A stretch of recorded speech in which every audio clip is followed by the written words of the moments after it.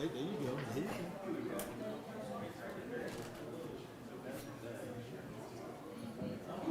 Sit in LaShawn's chair. All right. I haven't logged in yet, so.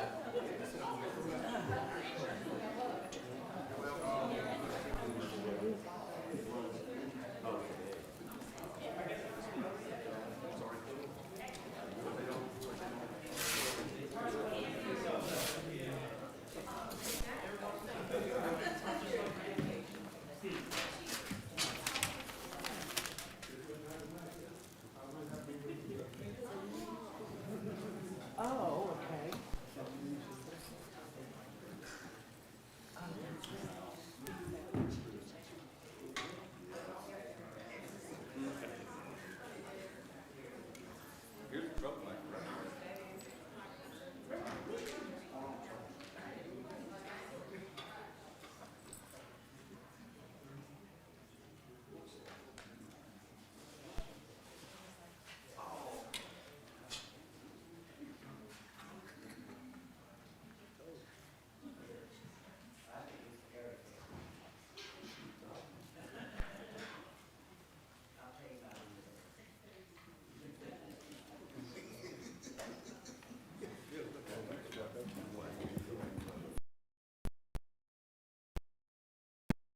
Order the Douglasville City Council meeting. This is our City Council Legislative Work Session for tonight, which is Thursday, February the 15th, 2024.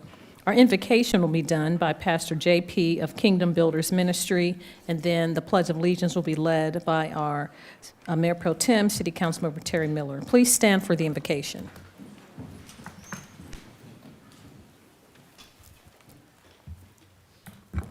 Good evening, everyone. The scripture I have for you tonight is Habakkuk chapter number 2, verse number 2, where the word of the Lord said, and the Lord answered and said, write the vision, make it plain upon the tables, that he that readeth or run with it may read it. Let us pray. Father, we thank you, God, for this meeting tonight, God, for the vision of the progression of this community. God, we pray, God, that you will bless the plans that is going forth, God, with all the decisions that is being made right now, God, that you will lead us in the direction that you will have us, that we may continue to be the community and a beacon of light, God, that will cause souls to be saved. In Jesus' name we pray. Amen. Pledge allegiance to the flag of the United States of America and to the republic for which it stands, one nation, under God, indivisible, with liberty and justice for all. Thank you so much, Mr. Mayor Pro Tem, for leading us in the pledge, and we appreciate you, Pastor J.P., for that beautiful invocation. Thank you so much. I'd like to welcome you to the Douglasville City Council. My name is Rochelle Robinson. I'm mayor of the city of Douglasville.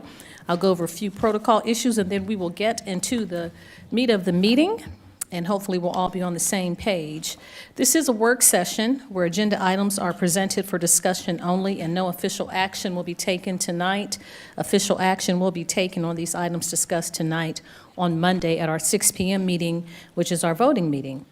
If the business you're here for is not listed as an agenda item, there will be ample time under the agenda item comments from citizens and delegates for you to make your discussions. There are just a few protocol issues, and then we'll follow the agenda that is presented.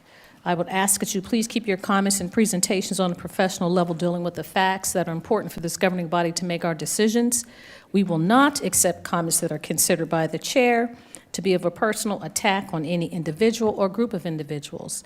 If you deviate from that warning, when we give you a warning, if you deviate from that, a second deviation will result in us discontinuing the conversation by turning your microphone off. Only one person speaking at a time, please. Please do not applaud or react to speakers or speak from the audience or cheer or carry on a conversation when you are at the microphone. Please address your concerns to the chair when you are at the podium speaking in the microphone. I'll remind you that we're only required to accept public comments during the required public hearings, and if you have any printed materials, please give those to our city clerk, Ms. Vicki Acker, to my right. She will make copies and disseminate those copies to us and distribute those copies again to myself and council members. If you have a cell phone or electronic device, please put those in silent mode or turn those off until after the meeting so they will not be disruptive. The agenda items will be handled in the following manner. The committee chairperson will read the agenda item, then that person representing that agenda item or applicant will make his or her presentation. Myself and council members will possibly ask questions to help us understand the item better. After that, the committee chairperson will ask for comments or statements from the audience. If it is a public hearing, there'll be 20 minutes for those in favor of the item and 20 minutes for those in opposition, and each person has 5 minutes to speak, but in totality, it comes to 20 minutes. If you do want to talk to us, there are speaker cards outside. Please get those speaker cards. They're blue. They're out on the table. Fill those cards out.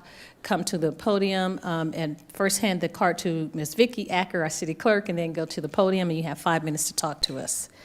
Each person only has one opportunity to speak. This is not a question and answer format or debate. We're just here to hear the information, deliberate, and make our decisions. Address all your information to the chair, and again, if you have information that you would like, that you need to pass out some pictures or something, we'd be happy to have that. Just give it to Ms. Acker, our city clerk, and she'll disseminate that information to us. And I believe that's all. So at the end of the meeting, if you'd like to talk to us, you can come up under citizens and delegates, and it's any business germane to the city of Douglasville.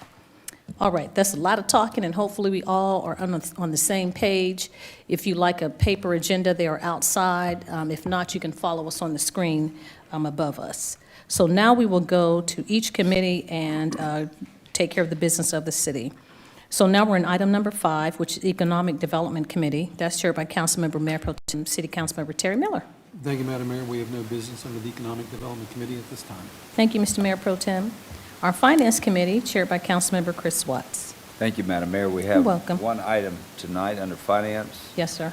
Item A, authorize the mayor to sign change order 8 with Reeves Young LLC for the Jesse Davis Park project in the amount of $55,029.65 for the purpose of removal and replacement of unsuitable soil at the football field, a relocation of existing electrical conduit for the football field lights, relocation of a water line, and placement of floor drains at the senior center bathrooms. And Mr. Thompson will handle this. Okay. All right, Marcus Thompson, City Engineer, 6695 Church Street. Good evening, Madam Mayor, Council. Good evening, Mr. Thompson. So, change order 8, the request includes first, the removal of topsoil that includes organic material discovered at the football field area. As you know, Bermuda grass was initially used for the football field, and typically topsoil is required for that Bermuda grass in order for it to grow. Topsoil, as you know, is not very stable as well and will not meet the compaction needs limits required by the geotechnical engineer to place the synthetic turf upon. That said, we needed to remove the unsuitable soil and replace it with structural fill to basically support the turf. Secondly, the relocation of existing electrical conduits for the football lighting system were required. It was necessary for the contractor to install drainage pipes 4 feet within the subsurface of the football field to collect stormwater runoff from the turf system. However, during the installation of that system, the contractor discovered conduit that includes electrical wire for the lighting system. So in order for us to properly continue, in order for the contractor to continue the installation of that drainage system, we had to relocate the conduits 1 to 2 feet beneath the pipes. Third, the relocation of an 8-inch water line. Excavation of a proposed detention pond revealed an unidentified 8-inch water line. It's typical to find unidentified pipes on construction sites, basically due to inaccuracies with historical records, and sometimes new utilities might be added or modified over time without being updated in the system. So I feel as though this was the case here. And so the contractor plans to relocate the pipe approximately 20 feet north outside of the proposed detention pond area. And then lastly, city staff as well as our design professional felt the need to implement floor drains for the restrooms located in the proposed senior facility in order to mitigate or address any drainage issues. It also, it helps with cleaning the restroom more efficiently and providing like routine maintenance, and also it controls odor. So those are the items listed in this change order. Are there any questions or concerns? Thank you, Mr. Thompson. Yes, Madam Mayor, we'll start with you. Ooh-wee, Yeah, that was a lot. that's a lot, Mr. Thompson. Okay, so the $55,000, is it in contingency? Yes, ma'am. Okay, so we're still within the contingency for the entire project? Yes, and also I want to point out too, if you noticed, there was a $35,000 credit that was Okay. applied to this change order. So initially, back when we approved change order 5 in regards to the Musco lighting system upgrade, we included like a small contingency for that project. So now we're going to proceed with using those funds set aside for that contingency to help out with this change order. So that's why you see the $35,000 credit. Okay, is that on, what page is it on, 3? I don't see, It's on page 5, on 5. and you'll see it down there, the sports field allowance. Okay. All right, thank you, Mr. Chairman and Engineer Thompson. I did have a couple other questions. So when the turf, so was Bermuda is what was out there, correct? Yes. So the Bermuda grass could not support the soil and the drainage and all of that, and when we're going to turf, that'll be able to, it's more substantial, so it'll handle all the drainage. Is that why you're doing all the conduits and stuff? Yeah, so we had to scrape off the Bermuda grass and then also the topsoil that was underneath the Bermuda grass and come back with clean structural fill material, Okay, structural soil that will be able to support loads. And so that's what this change order is in regards to remove the unsuitable soils, Right. replace it with structural fill so that it can support the turf. Say, for instance, there's going to be a lot of foot traffic on that turf, so the structural fill underneath will basically not allow for any divots within that turf area. okay. Yeah. I'm kind of getting it. And the last thing is with the restrooms. I thought we did a renovation. How long ago was the renovation, City Manager, for Alice Hawthorne and the restrooms? At that time, we didn't put whatever structure we needed to infrastructure for restrooms and the drainage detention ponds and all of that. That was all just interior, just for that one facility. Okay. So, Marcus, yeah, go ahead. this So is this for is the- everything. It's not just a senior citizen No, center? this is for just the new proposed senior Okay. center restrooms. We're going to go ahead and incorporate those, those little square floor drains that you may see in like restroom areas Okay. in order to mitigate slip hazards and stuff like that. Yeah. Okay. I understand. All right. Thank you so much. Thank you, Mr. Chairman. Mayor Pro Tem. Thank you.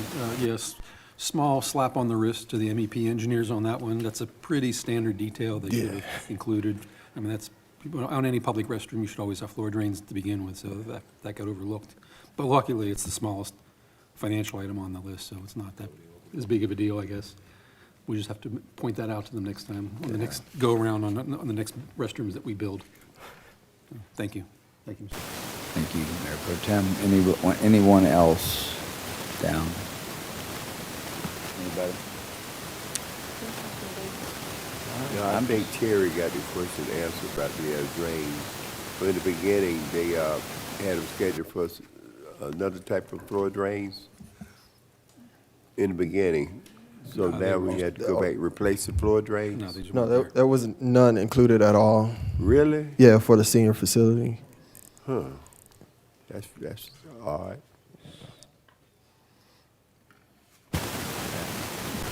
All right. Any other questions? I'm just thankful that the price tag was, Within the contingency.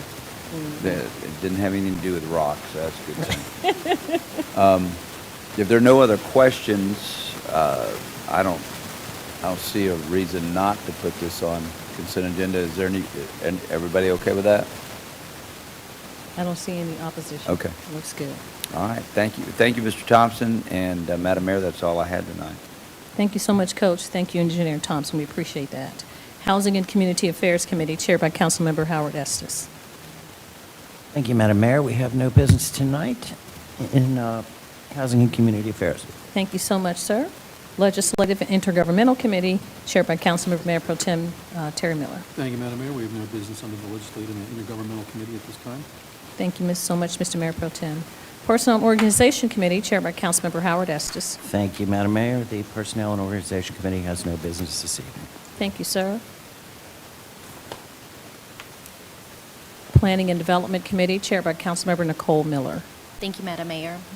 We do have a few items this evening. Yes, ma'am. And the first is to consider whether to accept the petition of Mason Melfres to annex 21.3 acres of land located near the northeast intersection of Malone Road and Linecrest Drive in Land Lot 646, District 18, Section 2, Parcel ID 064-618-2001, 064-618-2002, and 064-618-2003 in Land Lot 647, District 18, Section 2, Parcel ID 0647-182-0001 and 0647-182-0002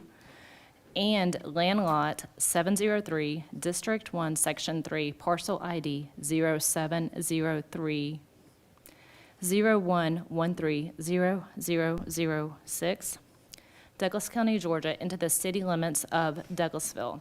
And Ms. Shayla Reed is going to talk to us about this item this evening. Okay, a lot of numbers. Good evening, Mayor and Council. I'm Shayla Reed, Good Community evening. Development Director. The item before you is a, acknowledgement that staff has received a proposed request to submit an annexation application. This particular property is located along Malone Road and Linecrest Drive. It's a total of 21.3 acres. Amongst the 21.3 acres, 7.2 is within the city limits already. And currently, there's 4 single-family detached structures located on the site, and the other area is considered to be wooded. And then they're proposing to have 171 townhome units. I will mention that we have had conversations regarding the New Horizons community or Ward 3 with the missing middle components and identifying how we would like to see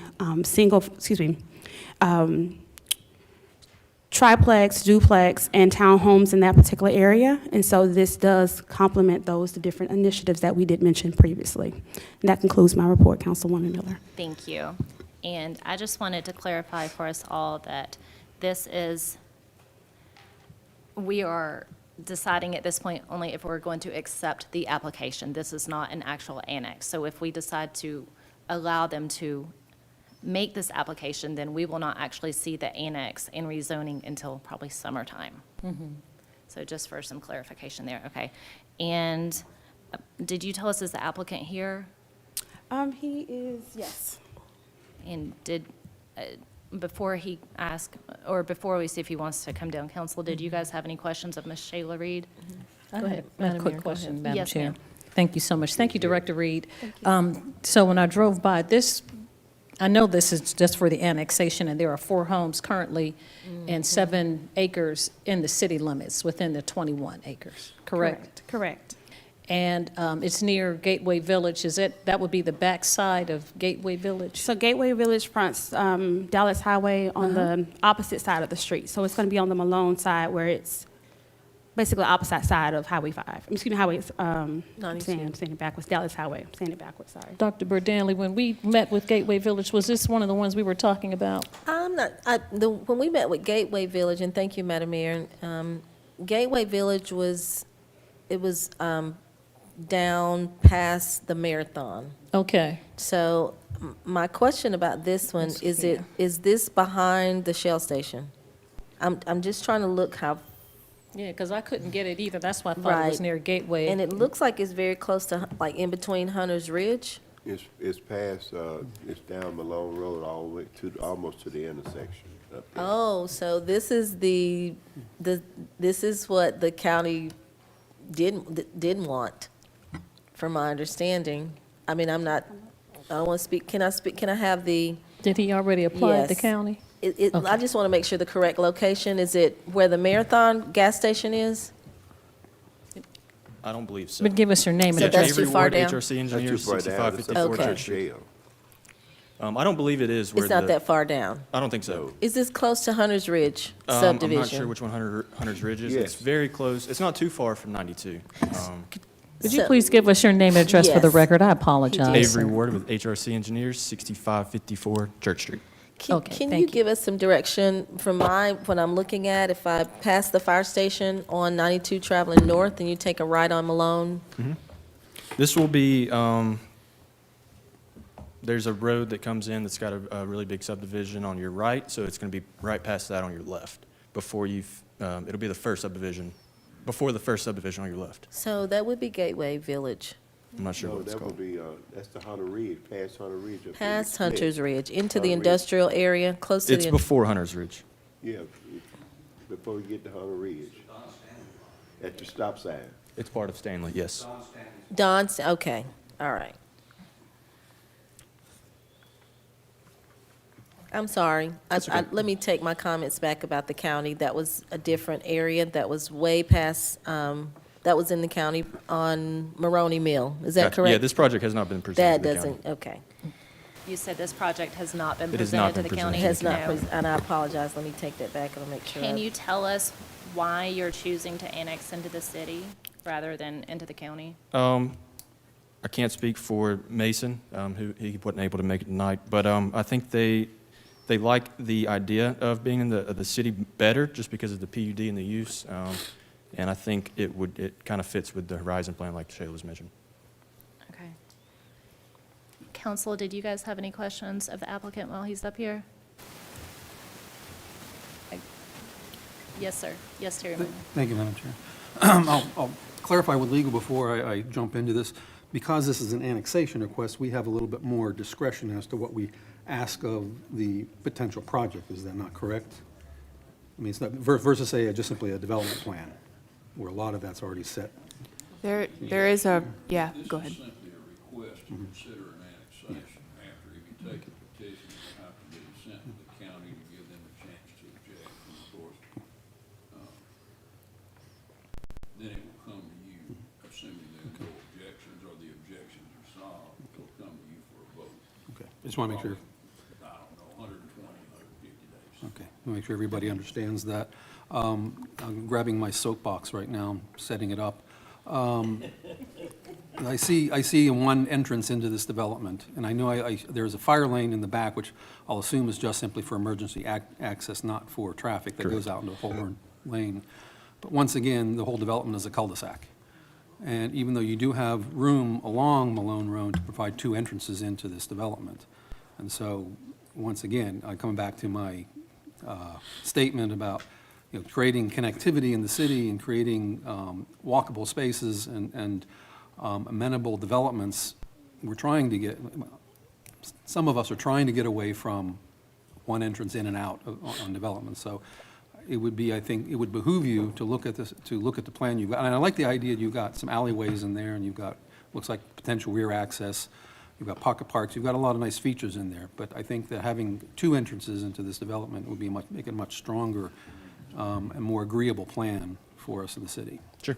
Okay. Yeah, we can look at that, assuming everything, the driveway spacing meets on that road. So, yeah, Thank you, appreciate that. it's good feedback. Thank you. Yes, I'm another sorry, comment I'm having a too. hard time seeing fingers tonight. I'm so sorry, y'all. Yeah, Malone Road is, and I know we do need housing, and I do like all the amenities you have. Malone Road doesn't have sidewalks, and, just you've got the townhomes right there, the childcare center, and just a cluster of where we'd like to see pedestrians walk. And right there with Highway 92 not being completed, I know we have a date for that being done. I'd like to see the traffic, I mean, the road be able to handle this? Yeah, traffic. Yes. Thank you. Coach, did you have a question? So since this is just an application for annexation, down the road, we'll have a little bit more say-so and conversation about any development plan and so on and so forth. Is that correct? And keeping us on track. Right. Well, I could just hear former Councilman Adams now, and this is just an application for an annexation. We're doing forecasting. But, you know, which is earlier forecast. today, I had a lot of the same questions, but I was told that that was the case. Right. Yes. Anyway, that's all I, Better to talk about it before it gets put in the oven, yeah. Okay. to discuss the ingredients first. Yes, thank you for that. Okay.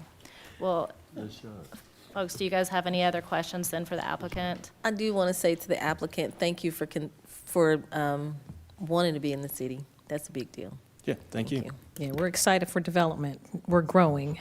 We are. All right, I appreciate that. Okay, Thank you. thank you. Council, it seems like we may still have some more discussion on this, so I don't want to put this on the consent agenda, if that's okay. Okay. Well, moving along, then, we do have one more item, guys. Sorry, we're going to reload. Yep. And we are going to look at adopting a resolution to establish the City of Douglasville New Horizons Community and adopt the map for the New Horizons Community District. And Ms. Shayla Reed is going to talk to us about this item as well. Thank you, Councilwoman Miller. This particular item is recognizing the Ward 3 area that we have had different plans and studies. In particular, there was a marketing study where the community had a lot of outreach. They have identified this area as New Horizons Community, and so the city is before, staff has asked that we adopt this area as identified to be New Horizons as the official name of the neighborhood. Thank you. Council, did you guys have any questions of Ms. Shayla Reed? Yes, is this, like, I thought we had already adopted New Horizons, so is this, like, what's different? This is a district map, Councilwoman Burt Danley. We never adopted the district map, very much like we did with the downtown map. We have some alternative zoning that we adopted to go in the area, but we don't have an official designated area to create a map so that we can institute certain things like we are doing with the downtown area. Okay. Yes, ma'am. So fol- you will, this is the district map. Okay, great. I'm sure the New Horizons community is really excited about this. I'd like to see the New Horizons sign come with it. Yeah. We have that sign forthcoming. We'll work on that, yes, ma'am. Yes, ma'am. Good answer. Thank you.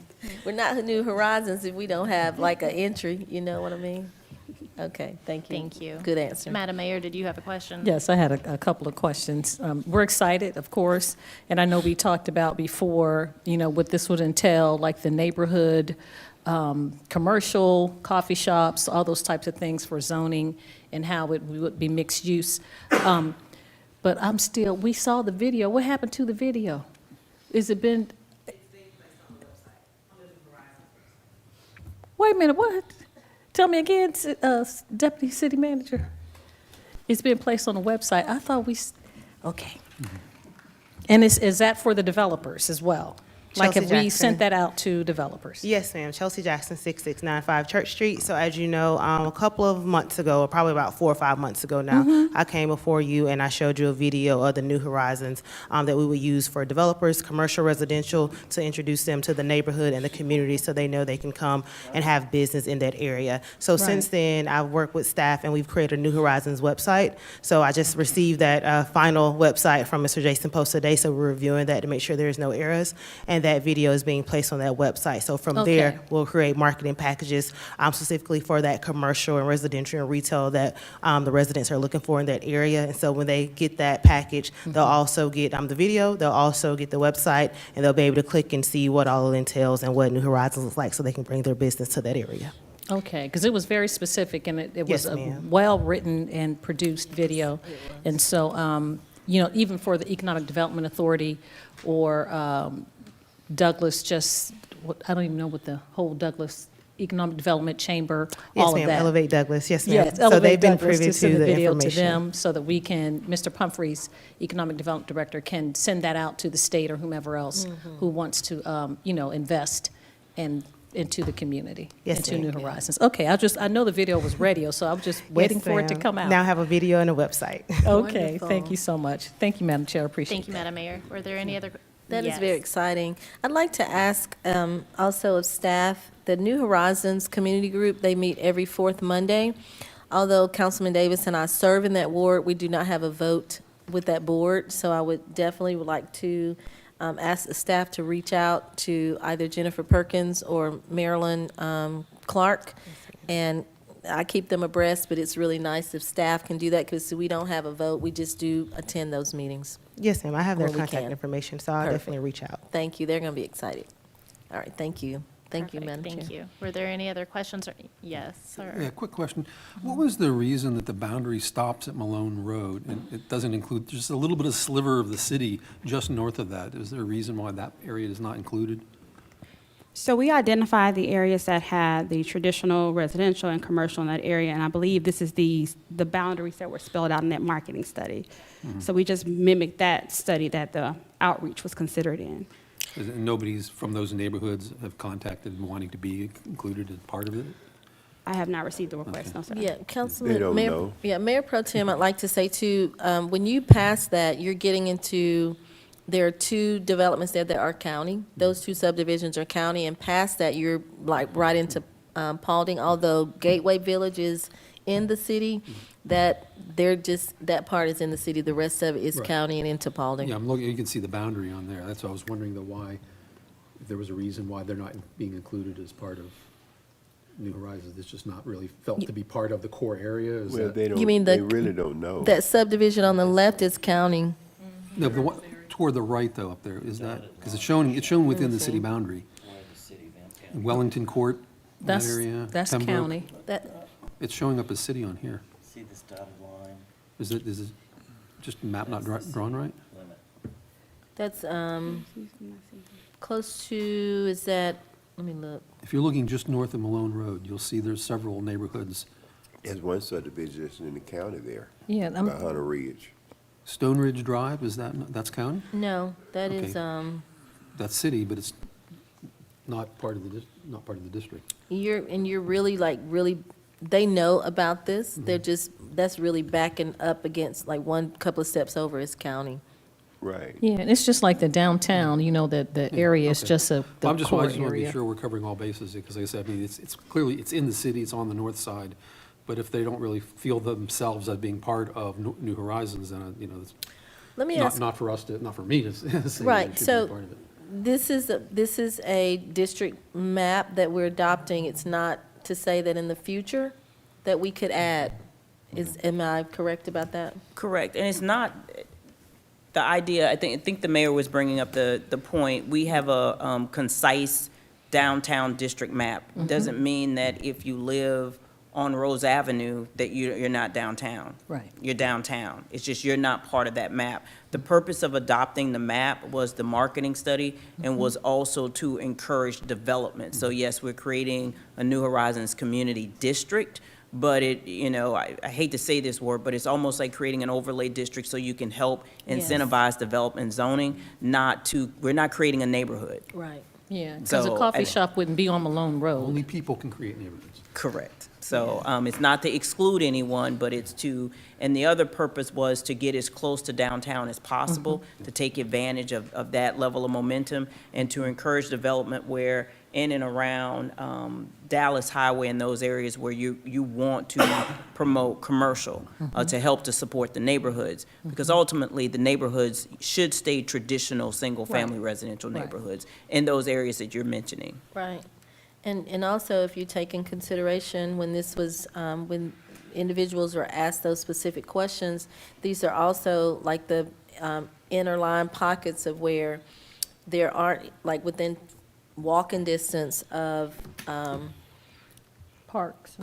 I mean, not just fresh fruits and vegetables or even just convenience stores. So when you go outside of that, you do see that on down Cave Springs Road, you see that. But in these areas, you have a lot of things that are just not there. So it just Well, that's a good point you make. encourages 'Cause economic. the northernmost fringe actually could probably more easily go up to Paulding County. There's Yes, stores and that's a very within good question you asked, but these were very defined questions, and they did some really good study, but that's a good question, Mayor Pro Tem. Thank you. Thank you. Thank you so much, guys, for that information. Okay. If there were there any more questions on this? Like, do we feel good about this?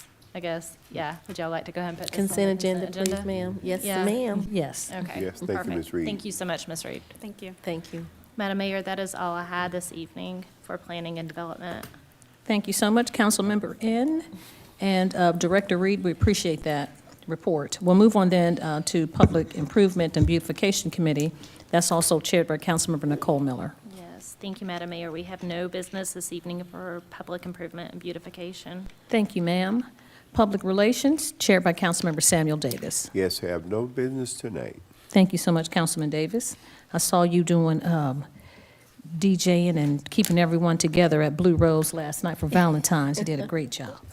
We'll move on then to Public Safety Committee. That's chaired by Councilmember Dr. LaShawn Burdanley. Thank you, Madam Mayor. We have 2 items tonight. The first item is to hold a hearing pursuant to City of Douglasville Code of Ordinance, Section 10-24B, to consider revocation of the alcohol beverage license of Viking Ventures LLC, DBA Highlanders Tavern and Grill.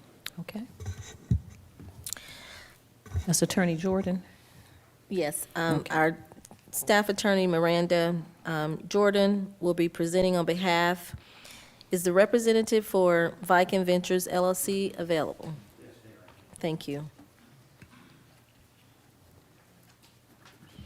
All right, if you'll please come, thank you for coming forward. State your name, please, sir. You want the Yes. attorney to go first, or Miss Mr. Fowler? Ms. Miranda, how would you like to proceed? Mr. Fowler, introduce themselves. I do have a motion, if I may, but I was going to wait until the appropriate time. Ms. Jordan? If Mr. Fowler would like to give his name and address for the record, please. Joe Fowler, Post Office Box 49, Douglasville. Good evening, everyone. Good I'm here evening. on behalf of Highlanders Sports Bar. Thank you. Would you like for me to proceed? Yes, ma'am, Yes, thank you. thank you. The purpose of this hearing is for the city council to consider whether to take action on, including whether to suspend or revoke the alcoholic beverage consumption on premises license of Viking Venture LLC, DBA, Highlanders Tavern and Grill. The agent outlet manager for Vikings Ventures LLC, DBA, Highlanders Tavern and Grill is Mr. Nicholas McCullough. The City of Douglasville Finance Department mailed a letter to Vikings Venture LLC, DBA Highlanders Tavern and Grill on February the 5th, 2024, to comply with the hearing notice requirements provided for in Section 10-24 of the City of Douglasville's Code of Ordinance. At this time, I would like to ask our Assistant City Attorney if she'd like to swear in those that will be representing. At this time, if I can get everyone who will be testifying at this hearing, including those for the respondent, to stand, Ms. Callen and Chief Sparks. Please raise your right hand. Do you swear or affirm that the testimony you are about to give will be the truth, the whole truth, and nothing but the truth? If so, say I do. I do. Thank you. You may be seated. And, Your Honor, at this time, I'd like to call Karen Callen.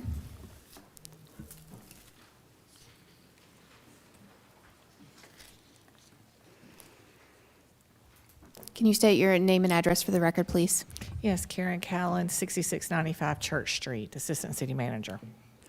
In addition to your role as Assistant City Manager, you are the Director of the Finance Department, correct? Correct. And the Finance Department is in charge of alcohol licenses for the City of Douglasville, correct? Yes. Was the owner and agent outlet manager served with notice of the hearing at least 5 days before today's date? Yes. Was the letter mailed on February 5th, 2024? Yes. Was the advertisement in the Douglas County Sentinel advertised on February 3rd and February 10th of 2024? Yes. Thank you. I don't have any further questions at this time. Thank you. And I would like to call Chief Sparks at this time. you can remain where you are, or you can stand at the podium, your choice. Stand down right there. Please state your name and address for the record. Gary Sparks, Chief of Police, City of Douglasville. And have you been fully briefed on all matters related to the alcohol license of Highlanders Tavern and Grill? Yes, As a law enforcement officer, are you familiar with the differences between Georgia IDs for those over 21 and under 21? I am. I am. And the license for those that are over 21, is that a horizontal license? Yes, over 21 are horizontal and vertical is for under 21. The main thing they need to look at is the date of birth. And the horizontal and vertical differences make it easy for anyone looking at the license to determine if the person is under or over 21? Yes, And does it also state in bold writing, under 21 on the vertical license? yes, ma'am. Is it policy and the law that if an operation to identify underage sales takes place, the underage purchaser must use a real ID? Yes, all of our undercover operation dealing with the sale of alcohol or cigarettes or anything to people under 21, we make sure that they have the proper identification. And then we'll know if that establishment is going through the proper procedures. Did the Douglasville Police Department send in a confidential informant on December 19th, 2023 to Highlanders Tavern? Yes, we did. We had information about that location, selling to minors and other things being done in that location. So we set our operation, undercover operation, as well as the Sheriff's Department. And was the person that you sent in to purchase alcohol at Highlanders on December 19th, 2023, under the age of 21? yes, And did that underage purchaser use their real ID? yes, Was that underage purchaser carded at the time of the sale? I think they looked at the car and they sold anyway. All right, I'm going to fast forward to January 20th of 2024.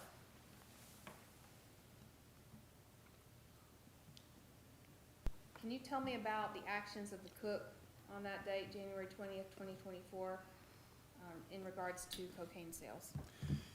We had information, and we had people working in that location.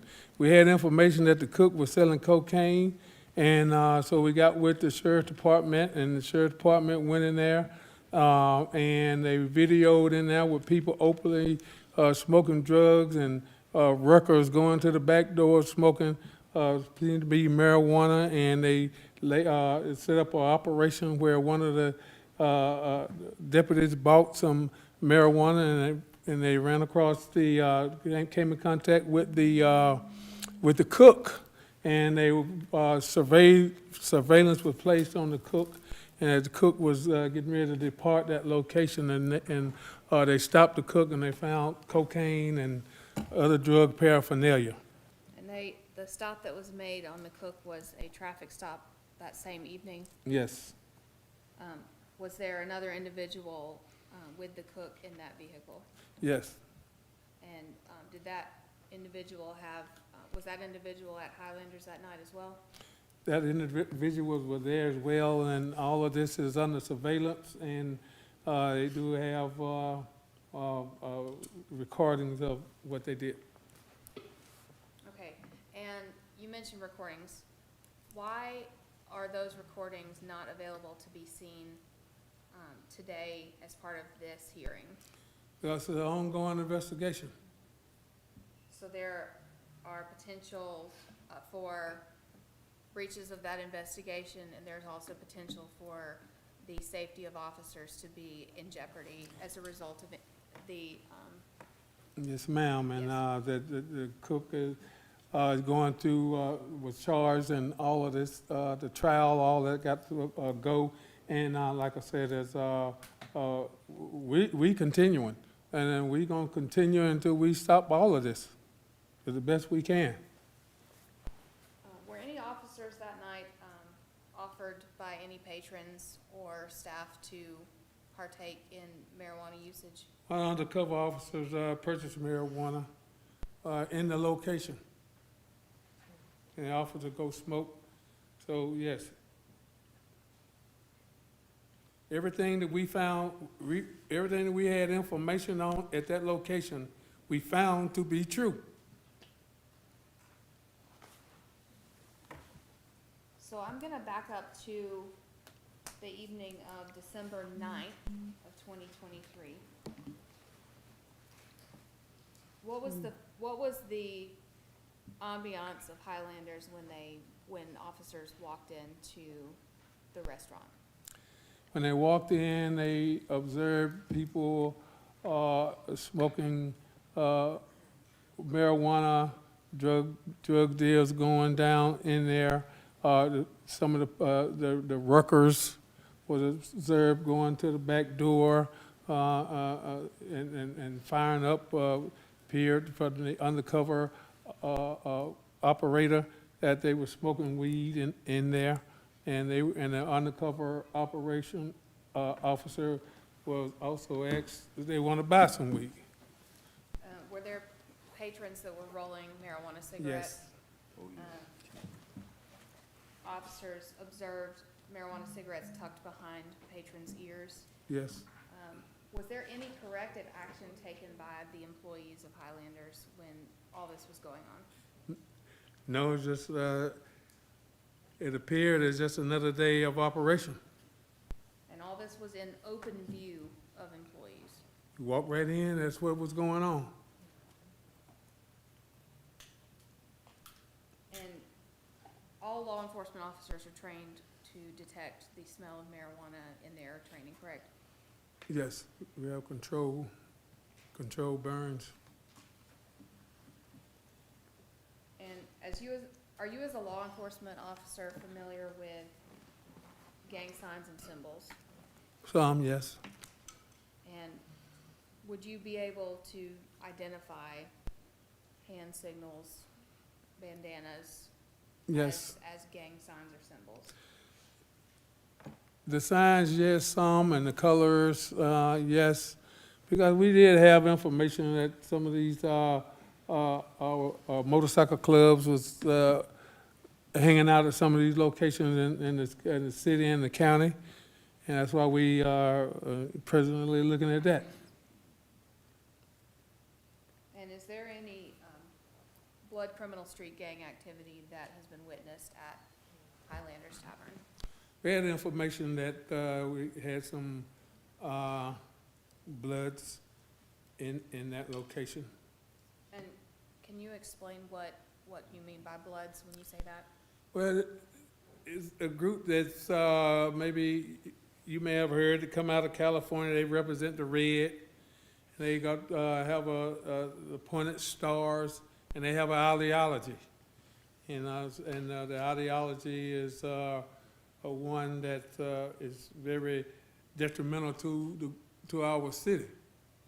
Selling drugs, sell drugs, and drive-by shootings and things of this nature. We've probably arrested over 50 or more, not only Bloods, but Crips and Ghostface gangsters, motorcycle club people that's coming here. We have arrested several, and we're going to continue to do it. And all of the investigation took place originating from anonymous tips regarding drug use and underage alcohol sales to minors, is that right? That's correct. We received the information and come across my desk, and I gave it to our special operation unit, and they went to work. And again, what we were told, we found out to be true. Okay, at this time, I don't have any further questions for Chief Sparks. I would ask that Mr. Fowler be allowed an opportunity to make a cross-examination if necessary. Madam Mayor, maybe counsel or assistant counsel. I was going to make an opening statement to ask for this matter to be deferred for a couple of weeks. I was hired yesterday. I met with my clients for the first time today. I recognize that the city has concerns about the conduct that you've just heard described. I'm not prepared to cross-examine the chief. I understand the great concern the city has. In fact, it's the same concern I have. Never frequented a bar in my entire life. Don't drink at all. And I'm concerned, just like everybody is, that the right thing get done. I've met these folks, and if I may just intervene to make a brief opening statement, which would be normal in a hearing, and tell you from our perspective what's going on. May I do that? It's up to the Madam Chair. Yes, sir, please proceed. Well, first, Nick McCullough is here. He is the owner.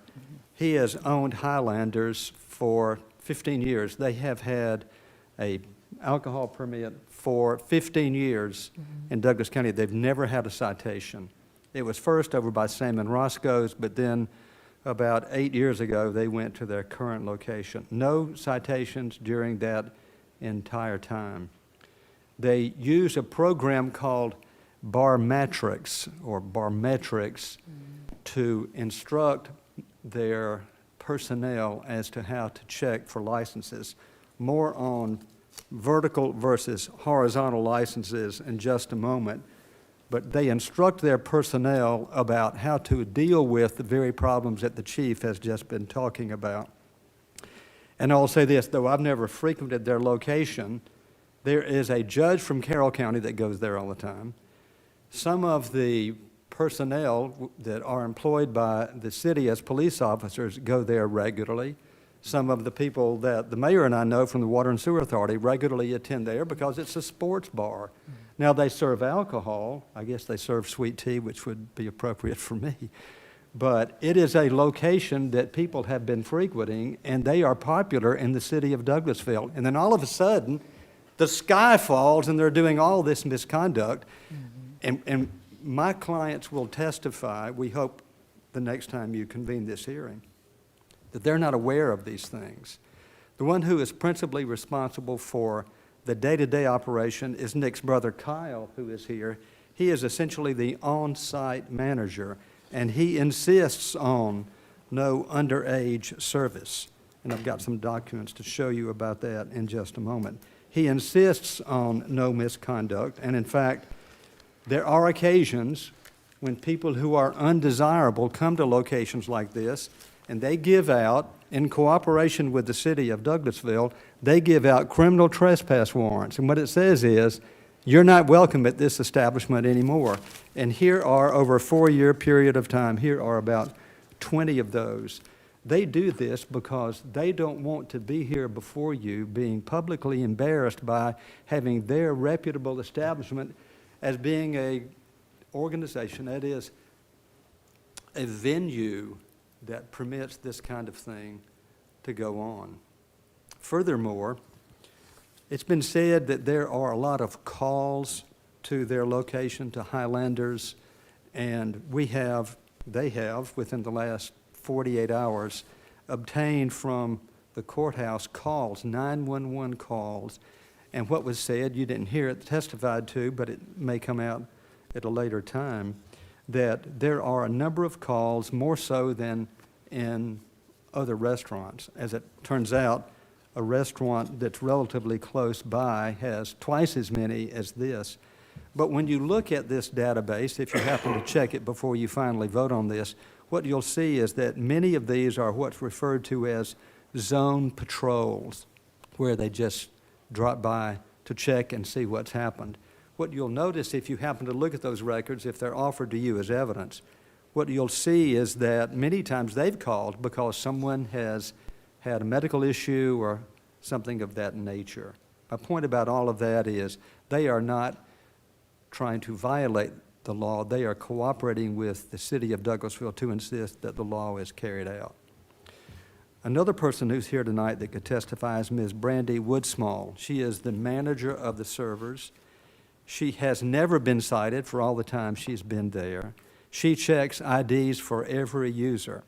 And what she noted was exactly what the chief said. You got to be 21 years old to be served. But what she also explained to me earlier is that this is a smoking bar, and nobody under 21 years of age can even come into the bar.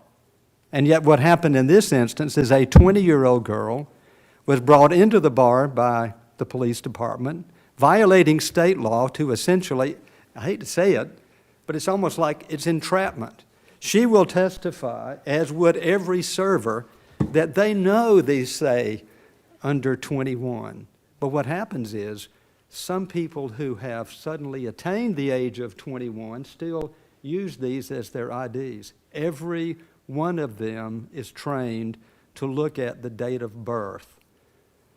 And that's what happens at this restaurant. Now, quickly, with respect to the incident regarding underage consumption on the date that was mentioned by the Assistant City Attorney a moment ago, December the 19th, that girl's name is Lauren Earp. She's 25. She was the server that purportedly did what has been described. What she had indicated to me when I spoke with her briefly today was that she has now been cited herself and will, I presume, go to a court. So she spoke with the lawyer that she had to hire, and she said, you cannot be here to testify because you're going to have to testify in court. But what she said is she always checks, and that she did in that circumstance. I don't know what happened. All I know is the city set somebody 20 years old into the restaurant in violation of state law, essentially entrapping this client that's got a near-perfect record in the city of Douglasville. If alcohol sales are stopped, that company will go out of business at that location. I don't think that's what the city wants. There needs to be a full and thoroughgoing investigation of what happened. But I don't know how we do it in this setting. And so what I'd mentioned to Joel and to Miranda earlier is, may we have the opportunity so that we can explore with you those things that are being said about us. Now, briefly, on the night of January the 21st, 2024, 3 people were arrested, none of them on site of these premises. Tyler Blair, he is a part-time cook. Alan Henry and Lisa Thornton. Those people have not been convicted. They've been charged. There's a good reason to be suspicious. I'm sure that's right, but there are no convictions. And what the city, at least at this point, wants you to vote on Monday night is to shut down this restaurant without convictions because there's some suspicion that activity is going on there. Let me just say this. If somebody would just call Nick and said, don't you know what's going on?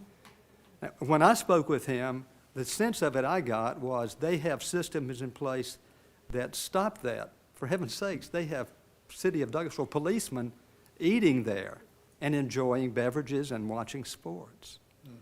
What I would note is this. On the night in question, this gentleman, Alan Henry, was in the next door bar called Per Se. The evidence that I've quickly been able to discover is that he left that bar late at night when he should have been at home. He left that bar. He went to the parking lot of Highlanders, did not go inside. In the parking lot, he met a woman by the name of Lisa, who was also arrested. They met in her car. Something must have happened going on in that vehicle, but then he left her car 2 a.m. when they are closed and went back to Per Se. They later left, based on what I had been told, and they were arrested somewhere in the county at some location. I'm sure the chief knows that. I don't know it. But my point was, they have not been convicted. It was not on this client's property. I am stunned at what the chief said about things that are going on with respect to informants and marijuana usage and so forth. At this point, unless we know more, we're talking about taking away a license based on what we can't even defend ourselves because we can't talk to or hear testimony from the people that would give evidence to you. We respectfully ask you, please, to let us reschedule this. Let me meet with the chief, and let's try to get to the bottom of it.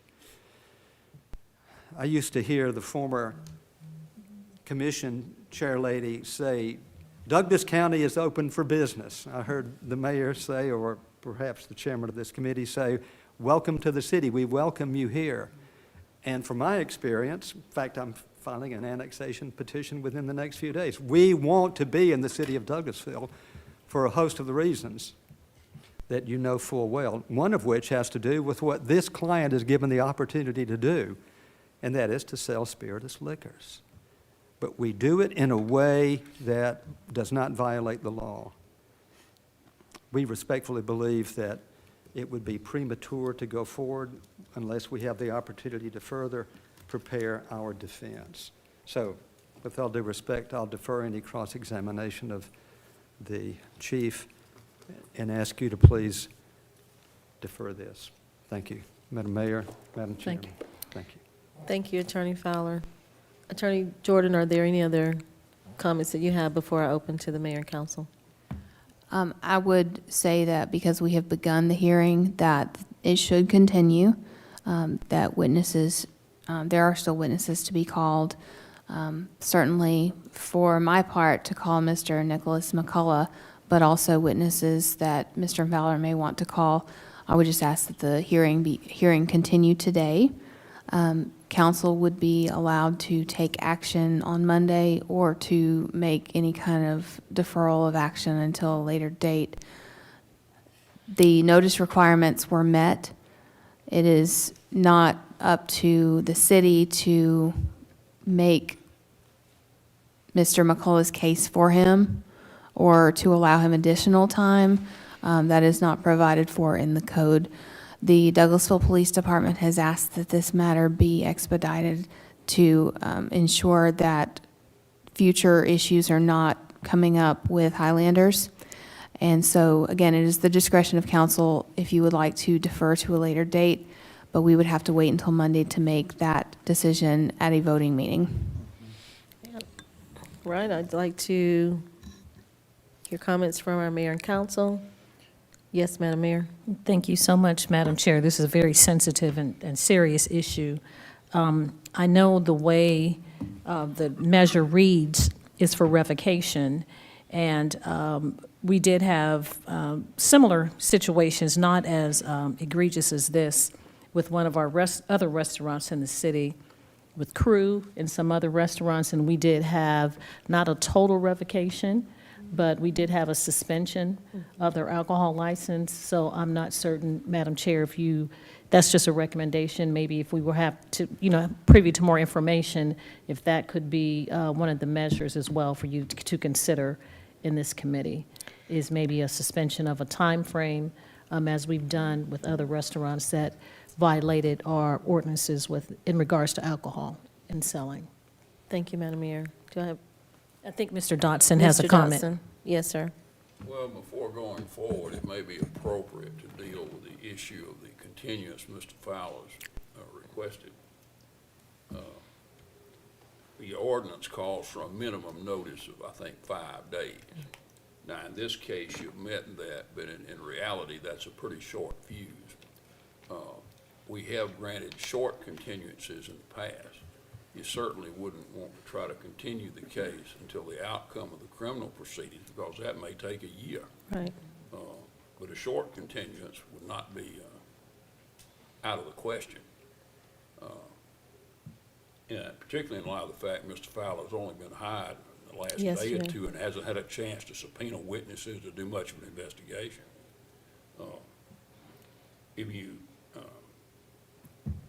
If you wish to continue it, I simply wish to reserve the right of the city to present additional evidence if this case is continued to another date.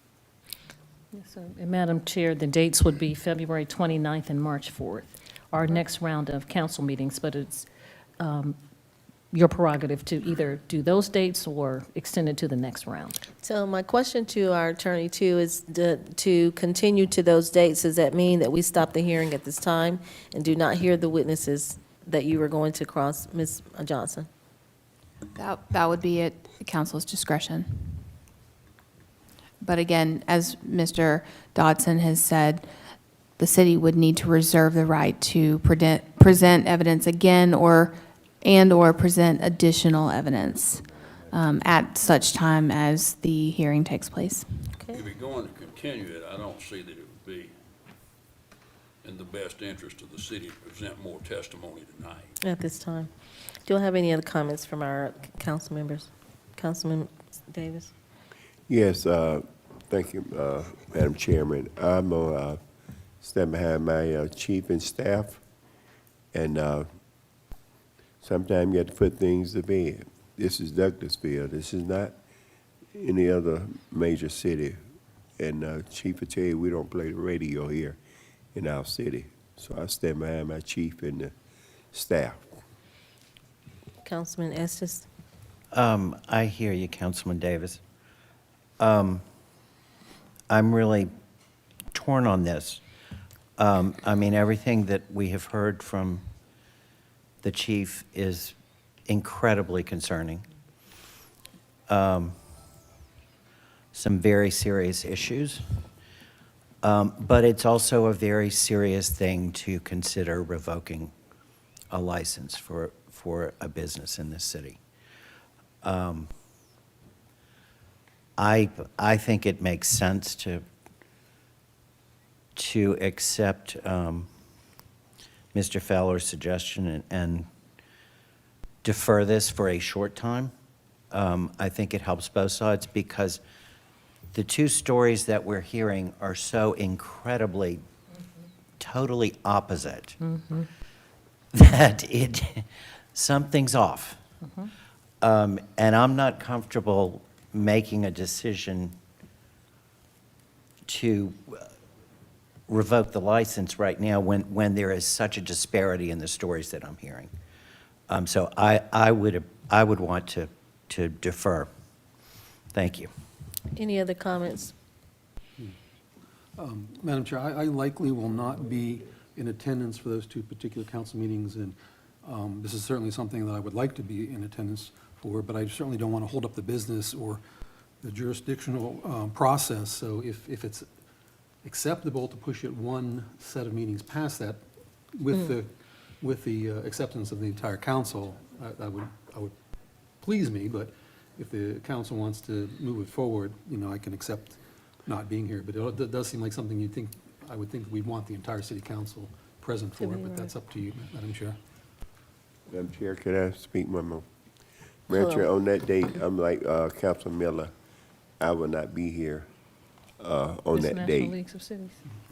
I have a born on leap year, so I have some right. I have some. plans. I have plans. It's National Leagues of What's the Cities. next round after the 29th and? March 14th and 18th.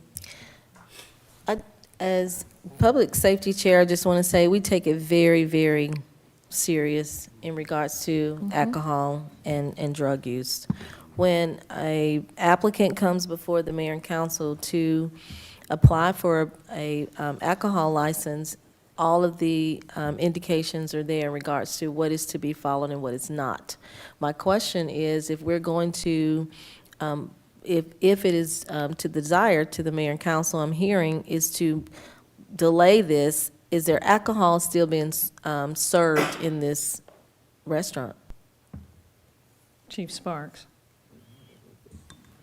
Presently, yes. That's why we're here and they're asking for you all to let them continue. I didn't come in here making up a story. No, we know. I came in here telling you the truth. And now they can tell you all kind of things that they have done or doing, but they didn't do it that day. Said Chief. With all due respect to Attorney Fowler, thank you so much for your request. Because alcohol is still being served, and the evidence, hear what you're saying. It's on both sides. I am not pleased to hear under 21. And I mean, just being served alcohol. I understand what you're saying. I hear from our senior attorney, Dotson, and I'm also hearing from Ms. Miranda Johnson, who's done research on this, and I heard her say loudly that she would like to proceed. Is that I'm understanding, Ms. Jordan? Yes, ma'am. Yes, ma'am. Then I would like to proceed with this right now. Next person. I would just first ask if Mr. Fowler had any cross-examination. And let me just put on the record, I think it's an unconstitutional deprivation to force us to proceed without the ability to have our witnesses here. The witness who purportedly served this underage person refuses to testify because she's charged with a crime. And our hands are tied behind our back. With all due respect. Thank you. So the witness that you were going to question, Ms. Jordan, is not present. No, ma'am, she refused to come tonight. She refused under to, le- okay. Her name And- is Lauren Earp, like Wyatt Earp, and she is the accused who is said to have looked at the vertical I ID understand. card and checked the date. And what we find out now is that she's 20 years old, and you're not supposed to send a 20-year-old into a smoking bar, and that happened. With all due respect, I understand the chief, and he and I. Well, Same view and about respectfully, the applicant, I'm sorry, Highlanders, when they were an applicant in 2011, they represented on their alcohol license application that they would not be a smoking establishment. So I can present that to all of you. I have a copy this evening. They have always represented, and they represented that everything in their application was true and correct and signed it in front of a notary public. So again, any mention of this being a smoking establishment should be fully disregarded by council. Ms. Miranda, excuse me, is Excuse it me, Hooker? excuse me, Councilman Davis. Mr. Fowler, did you want to, Attorney Fowler, did you want to respond? Well, I'll have to ask my client. If we're forced to proceed tonight, I got this case this afternoon. I Yes. learned this afternoon it's a smoking establishment. If they have not followed some regulation, I was not aware of that. Mr. McCullough, if you force him to testify, I will explain. Ms. Jordan? Yes, and I will officially put this on the record with the clerks. This is the full and complete application for license that was completed in 2011 that was signed by Mr. Nicholas McCullough. On the very first page, it asks, is this establishment smoking or non-smoking? And non-smoking is clearly checked as that box. So I will keep this on the record with the clerk's office, and I'm happy to show a copy to Mr. Fowler as well. I don't need to see it. Thank you. That would include cigarette smoking and, of course, any kind of illegal smoking such as marijuana. And we'll make sure you receive a copy, Mr. Fowler. Thank you. Thank you. So am I to proceed with the cross-examination of the chief, or will there be vote of the council to defer? It's up to Madam Chair. We are, I'd like to hear from the rest of the council. Yes, we've heard from Councilman Davis, Mayor Pro Tem, the Madam Mayor. Do we have any other council members? oh, I didn't make my decision. I'm sorry, Madam Mayor. I'm being Solomon. Yes, ma'am. You know, we're going to split the baby. So, Chief, just for the record, we know your character. It's impeccable. We're not putting you under scrutiny and saying that you're saying anything that's untrue. We're just trying to gather all the information before we make a decision. So no one is saying, and me in particular, that you are saying anything that's untrue. We definitely believe you. Yes, and I understand that. My officer did this operation. I didn't do it. I'm the chief. Yes, sir. And when we started going down the path of when our people going out and doing their job and doing the work, and we don't get no positive recourse, then things continue to build up. Yes, sir. And we got a complaint. Yes, sir. We And that's- understand, and we know the right. core values of the police department, so ma'am. we know that they all fall under you, but that was, I just wanted to say that, Madam. Yes. So we'll go ahead with Councilman Watts. The chairperson wanted to hear from each council person whether they wanted to defer or wanted to continue with this evening to give Mr. Fowler A chance a to. chance to Yes. respond. Well, first let me say that one of my biggest concerns in all the information we've received tonight, Mr. Fowler identified one of the three folks that's here tonight as being the day-to-day on-site manager. Is that correct? Yes. And I guess what troubles me more than maybe of all the things we've heard, the underage and things like that, is the activities that Chief described his officers witnessing were happening out in the open, on premise. And so if we have a day-to-day manager, I have concerns that these activities are going on and there's supposed to be somebody there that, you know, if I'm hearing Mr. Fowler in their defense, that they didn't know what was going on. So I'm struggling with that. I was fully prepared tonight after looking at some of the information that we had gotten of proceeding. I know that Mr. Fowler makes an impassioned plea there to give them some time to prepare. But we also have the evidence that's been presented tonight to us as a council. I know this isn't a court of law, and there's some charges out there pending on folks. I understand all that. But I am struggling with our reputation as a city is on the line here with activities like this. And, if we're going to put Chief Sparks and our police force in charge of law and order and rooting out criminal acts, and when they find it and they report it, it's up to us to hear it and act on it when it's within our jurisdiction to do so. Thank So you. you want to hear it tonight? Thank you, Councilman Madam Miller. Chair. My understanding is that we did follow the law as far as sending notification, and that notification was received on February 8th. Now, I'm not sure where the lag was in taking the matter seriously enough to hire you beforehand, and I'm sorry for that, for your involvement in this. But, and then I guess, maybe I have a question. Is there a way to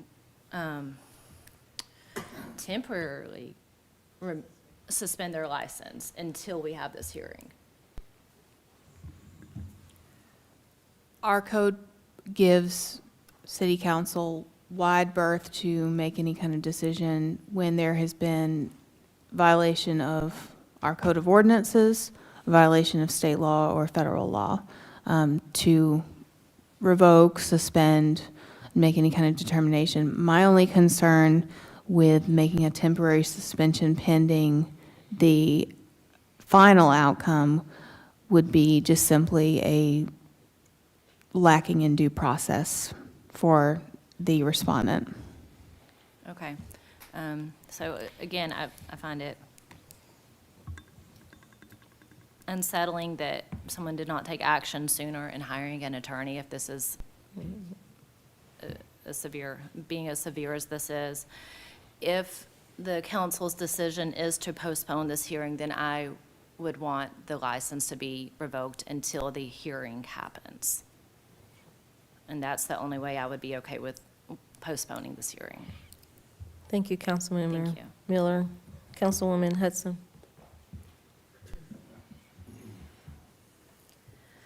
Yes, I find myself kind of agreeing with my colleagues here to Councilwoman Miller's point, knowing and seeing that we did everything properly in our procedures and notifying, and again, not just maybe taking the situation seriously enough to move forward with legal. But as you know, I also do very much appreciate our small business community. I do want to make sure that we're running legally and operating to those standards. So I find myself very challenged because I respect the police department and all the hard work that their officers do, and I very much hear what Chief Sparks is saying. So I think Councilwoman Miller's point, potentially doing a temporary, revoking it temporarily until we have the facts that matter. I don't necessarily want to. It's challenging. I find myself kind of crossed right here, just to be completely transparent. Well, what I'm hearing is half and half, actually. Ms. Jordan, proceed. And again, I would allow the opportunity right. for Chief. cross-examination. Yes. Was the girl that the city police department sent in 20 years old? Yes.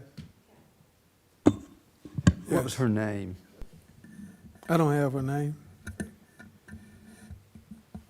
Who provided you the dates and times in which, as you said, weed was being smoked, that somebody was going in undercover, they were rolling joints, there were gang symbols?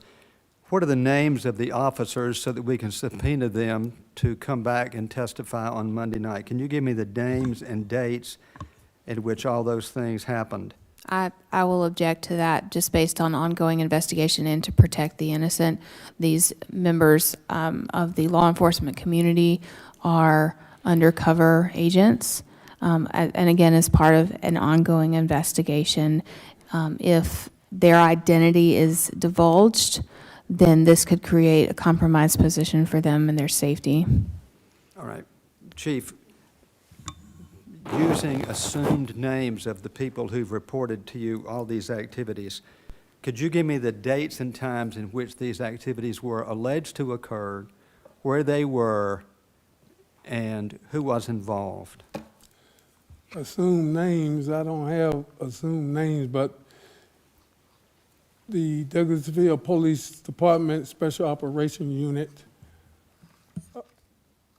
started their operation on December 19th. And they went to the location after we have received several calls about the location. From whom did you receive calls, Chief? We get calls anonymous. What were the dates of all the calls? I don't have the dates. I just know on this date, December 19th, we went in there and we accomplished what we set out to do, was the purchase of alcohol from that location. And that was, you sent a girl 20 years old into the establishment, and you had her present what we call a vertical ID, and it's your testimony that it showed her date of birth as being under 21. We made sure all of that has occurred before we even leave the police department, that all of those things are in place. And then it's up to the establishment. They know what the rules are. Whether it's square or rectangle, they should look at the date of birth, which was on the ID of the person. And they just did not do it. And who told you they did not do it? My lieutenant. We got tape of it by lieutenant. All right, can you supply us the tape? I don't have the tape right now, Mr. Fowler. Is the tape in your possession? It's not in my possession, in evidence. All right, can we see it between now and Monday? Or listen to it between now and Monday? Yeah, we can get that for you. We can get that. Madam Chairman, what's happening is there are a host of things that have said to have occurred, and we don't have dates and times, and we're not able to get behind the dates and times. And I agree, everything he said is egregious, and in a proceeding of this nature where significant property rights are going to be withdrawn, we need to be able to cross-examine these individuals to find out exactly what happened when. This gentleman is going to take the stand as the day-to-day operator of this facility and say exactly what I summarized. I was summarizing from what he told me. So this cross-examination will result in me only hearing, I can't tell you the dates and times, I don't have them, it's somebody else. So maybe between now and Monday, we can actually interview the police officers and hear them say, and let them hear my client's response to those things. I would just emphasize again that Chief Sparks testified to the dates, December 19th, 2023 being the date of the underage sale that was cited by the Douglasville Police Department. December 9th being the first time that the Douglas County Sheriff's Office went in to do their investigation inside the premises based on a tip of illegal drug use, and then January 20th being the other date that was already testified to. Thank you, Ms. Jordan. Mr. Fowler, you have any comments? Yes, ma'am. So, Chief, you had several calls on December the 19th or on or about December the 19th concerning drug use on site. Not on that particular date. I'm saying that we had received information prior to that, and we put together the operation to go over there to verify the information that we were receiving from some people patronage of that location. So when we began to get that information, we put an operation together from our undercover operation, special operation unit, and we went, and what we was told became true. And after that, But you can't tell me who told you that. I told you we get calls anonymous. I get calls on my phone, hey, y'all need to go over there and check out whatever this place is, whatever that place is. And what I do, I send the information to my special operation unit. So excuse me for just a moment. I'd like to call for a recess, please, a 5-minute recess. We have other items on the agenda. This looks like it's going to take a minute. I'd like to call for a recess, for a 5-minute recess, and then we come back and resume. Thank you.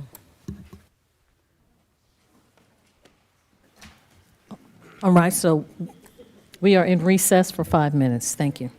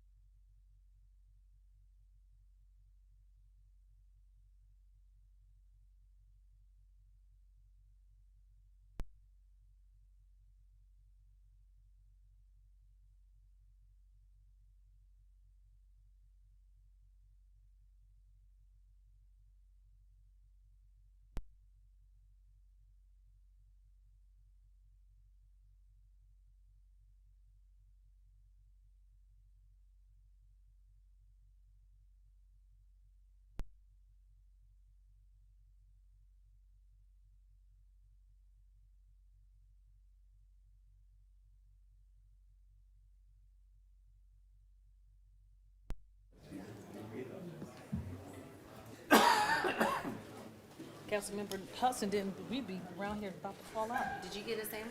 She didn't bring us. I picked a really good day to feed everybody. I know you did.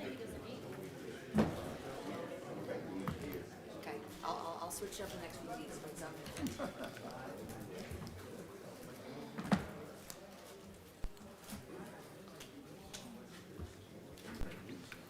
Okay. All right. Madam Mayor, is that everyone? Yes, ma'am.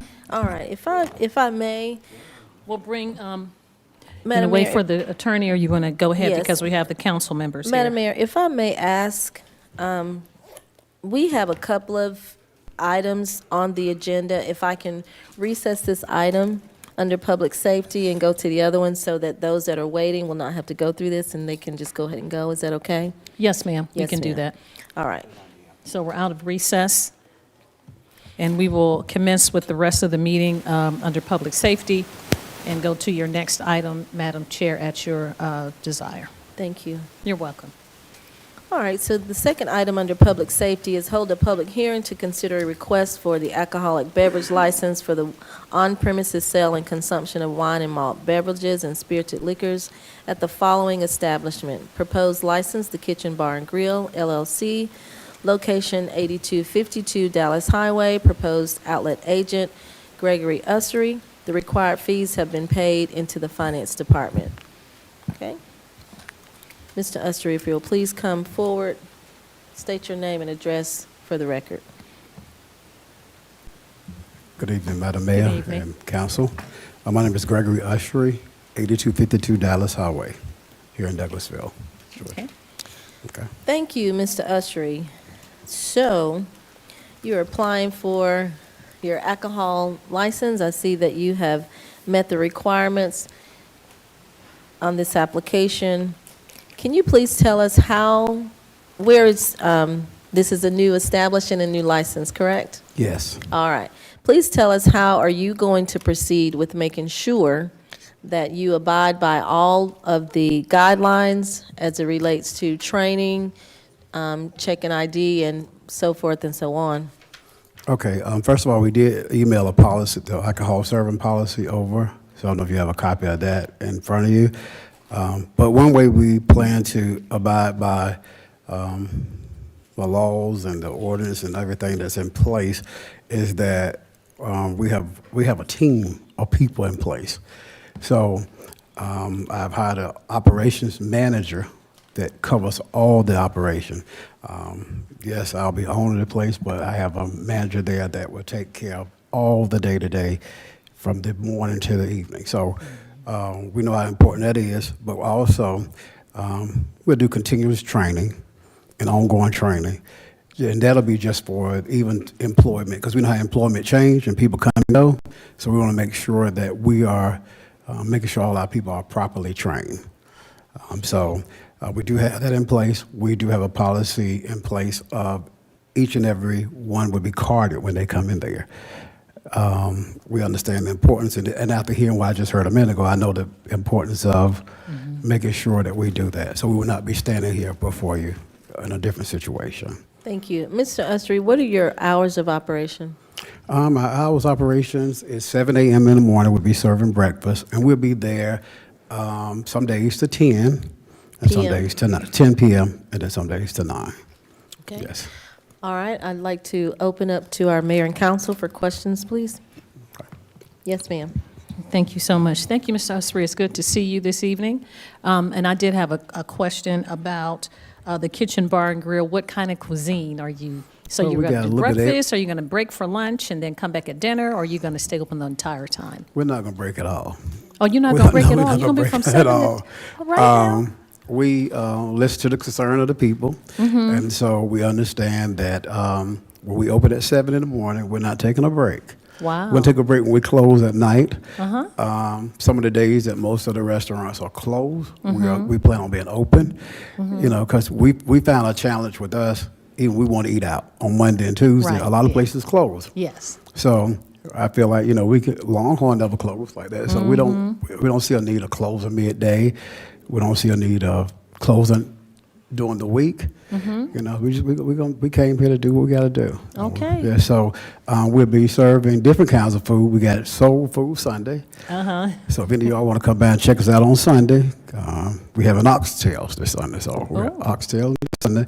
And that's sort of like a buffet type on Sunday. Mm-hmm. And throughout the week, we're going to have some other specialty days. We want to do something like Okay. a seafood day. We want to do some different things. So just want to bring a different flavor. We're not trying to duplicate anybody. We're trying to be authentic. Make your own mark. Bring our own spin. Yes, sir. And with the manager, the day-to-day, you said you're going to have an operations manager, and who would the person be over the alcohol license? The license will be in your name, correct? Yes. Is it? And so who is going to do the training and checking for the license, for permits to make certain that those folks are not underage, being sold alcohol underage? Well, operations manager's here.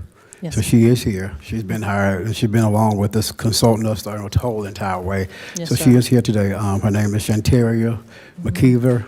I want to make sure I'm saying her name right, but she's been on board with us for the last 3 or 4 months. Very versed in what we had to deal with, even getting licenses and everything. So she is on staff and on board with us fully. So Okay, she does is she- here tonight. Does she have experience in? She have.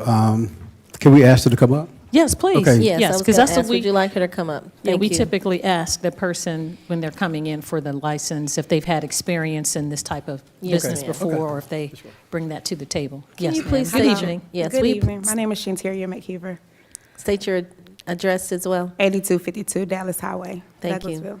Madam Mayor, you can proceed with Oh, your yes, question. ma'am. So do you have experience? Yes, in- ma'am. I bring to the industry right now currently 15 years of experience, along with a food and beverage degree, culinary science. Okay, beautiful. All right, that's all I had. Thank you so much. Thank you, You're Ms. welcome. Ursula. Thank you, Madam Chair. Yes, yes, ma'am. Any other questions? Yes, Councilman Davis. Well, I want to just reach out and say thanks again for coming into the historical New Horizon community. And I have a question. I'm hungry tonight. We're going to start eating before we have our council meeting. So will you deliver or we have to pick up? You say you hungry tonight? Yes. Okay. Because that's one question. Madam Mayor shook her head, said, yeah, I'm hungry too. So we're going to ask the city manager. We put will those be able spots. to deliver. We are on all Grubhub delivery, Uber Eats, and DoorDash, and we will have online delivery as All right. well. Okay, Thank you. Thank you. Yes. We have Yes, Hudson's barbecue Councilman, tonight. Councilmember Hudson.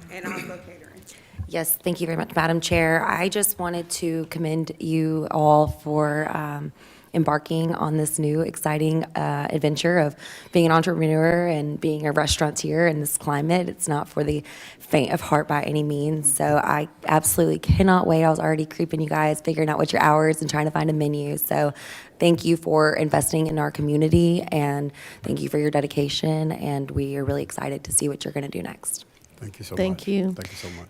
Thank you so much. At this time, there will be a decision voted on Monday. So if you return on Monday, you'll have an answer then. We have to have a public I'm hearing. sorry. I'm sorry.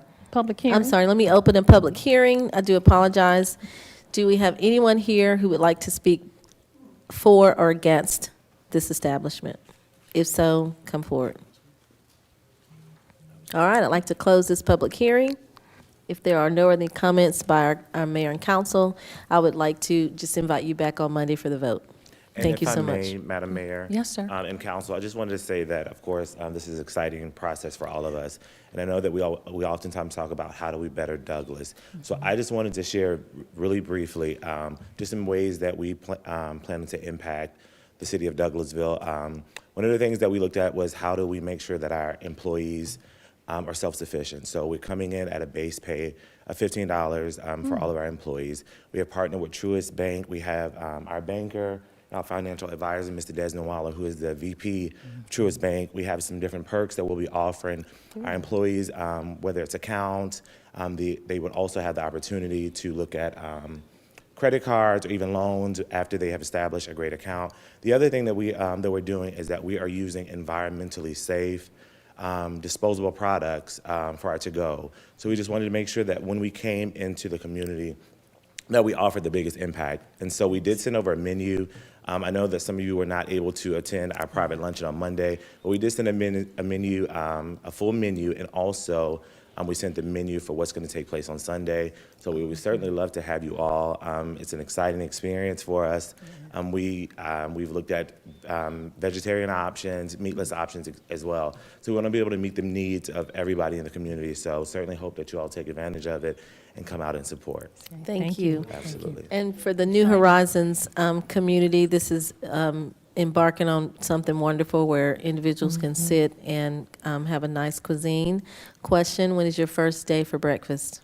Tomorrow morning at 7 a.m. All right, 7 a.m. Okay. All right, thank you. Come Very back on good. Monday for a vote on the license. Thank you. Have a great evening. Congratulations. Thank you, ma'am. Welcome. Thank you, Councilman. Thank you, Madam Mayor. We have no other items under public safety. Yes, ma'am. So we're going to go back to the other item. How did we? I would suggest you recess this committee and then come back so you can finish the items on your Yes, agenda. and finish the entire Okay. agenda, and we'll go back. All Yes, right, ma'am. thank you so much. So now we'll move on then to the next agenda item, which is Recreation, Culture, and Tourism Committee. That's chaired by Councilmember Chris Watts. Thank you, Madam Mayor. We have two items tonight. Item A is to authorize the mayor to sign the 2024 loan agreement between the National Museum of the United States Air Force and the City of Douglasville for the period of April 1st, 2024 through March 31st, 2029 for display of an F-105D aircraft at the city's Airplane Memorial in Hunter Park. And Ms. Hampton will handle this. Yes, sir. This is the annual agreement that you all are requested to sign in order for us to have the Airplane Memorial at Hunter Park. Ms. Hampton, you say annual, but we kind of moved that to a 5-year deal. I'm sorry, have we? 5 years. And that's really dependent upon the military, so they send those terms over to us. But we've had it for a while, and it was annual, and you're correct, Councilman Watts. They've moved that to a 5-year agreement. Okay. And, I mean, it's been there since I could remember.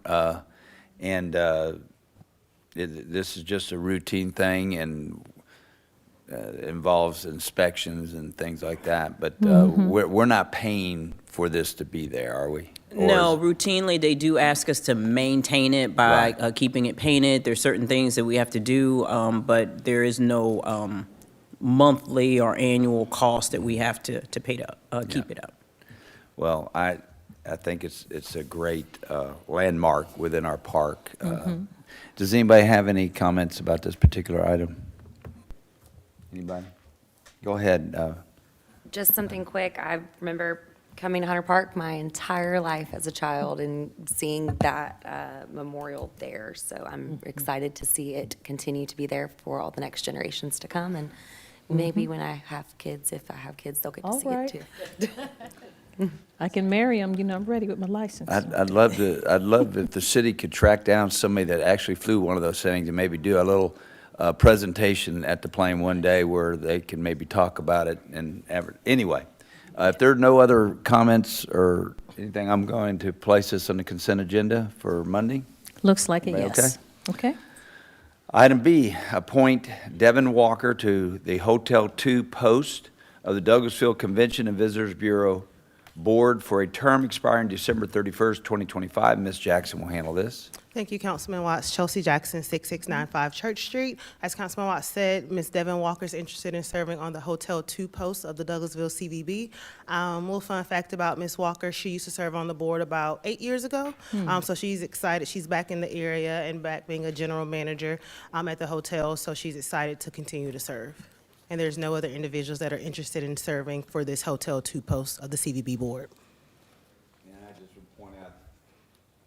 I would just point out that we had a Zoom interview with Ms. Walker, and she's great. She'll be a great asset to the board. Anybody have any questions? Yes, ma'am, Madam Mayor. Which hotel? She is currently at it's a hotel group, so it's a La Quinta Inn and Suites. Oh, okay. Okay, very good. Thank you. Thank you, Mr. Chairman. Any other questions? All right, I'm going to ask that this appointment be placed on the consent agenda for Monday. Looks like it's okay. Thank you, Madam Mayor. That's all I had tonight under Recreation and Culture and Tourism. Thank you, sir. So we'll move on with the rest of the committees, and I know we're in recess for public safety, but we should go through these committees pretty quickly. and we apologize for the inconvenience. I will move on to item 15, Technology Committee, chaired by Councilmember Elena Hudson. Thank you, Madam Mayor. We have no new business under the Technology Committee at this time. Thank you so much, Councilmember Hudson.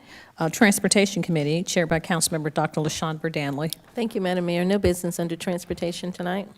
Thank you so much. And Yes, Dr. ma'am. Berdanley, while you have the microphone, we can come out of recess and go back to your Public Safety Committee, if you don't mind taking that item back up again. Yes, ma'am. Would you like to go to staff reports, Madam Mayor? And The No. staff said they can wait until the end. Actually, I was Oh. going to suggest that Mr. Bass can present on Monday. Yes. We don't have to have all of the staff here unless they feel as if they're learning something.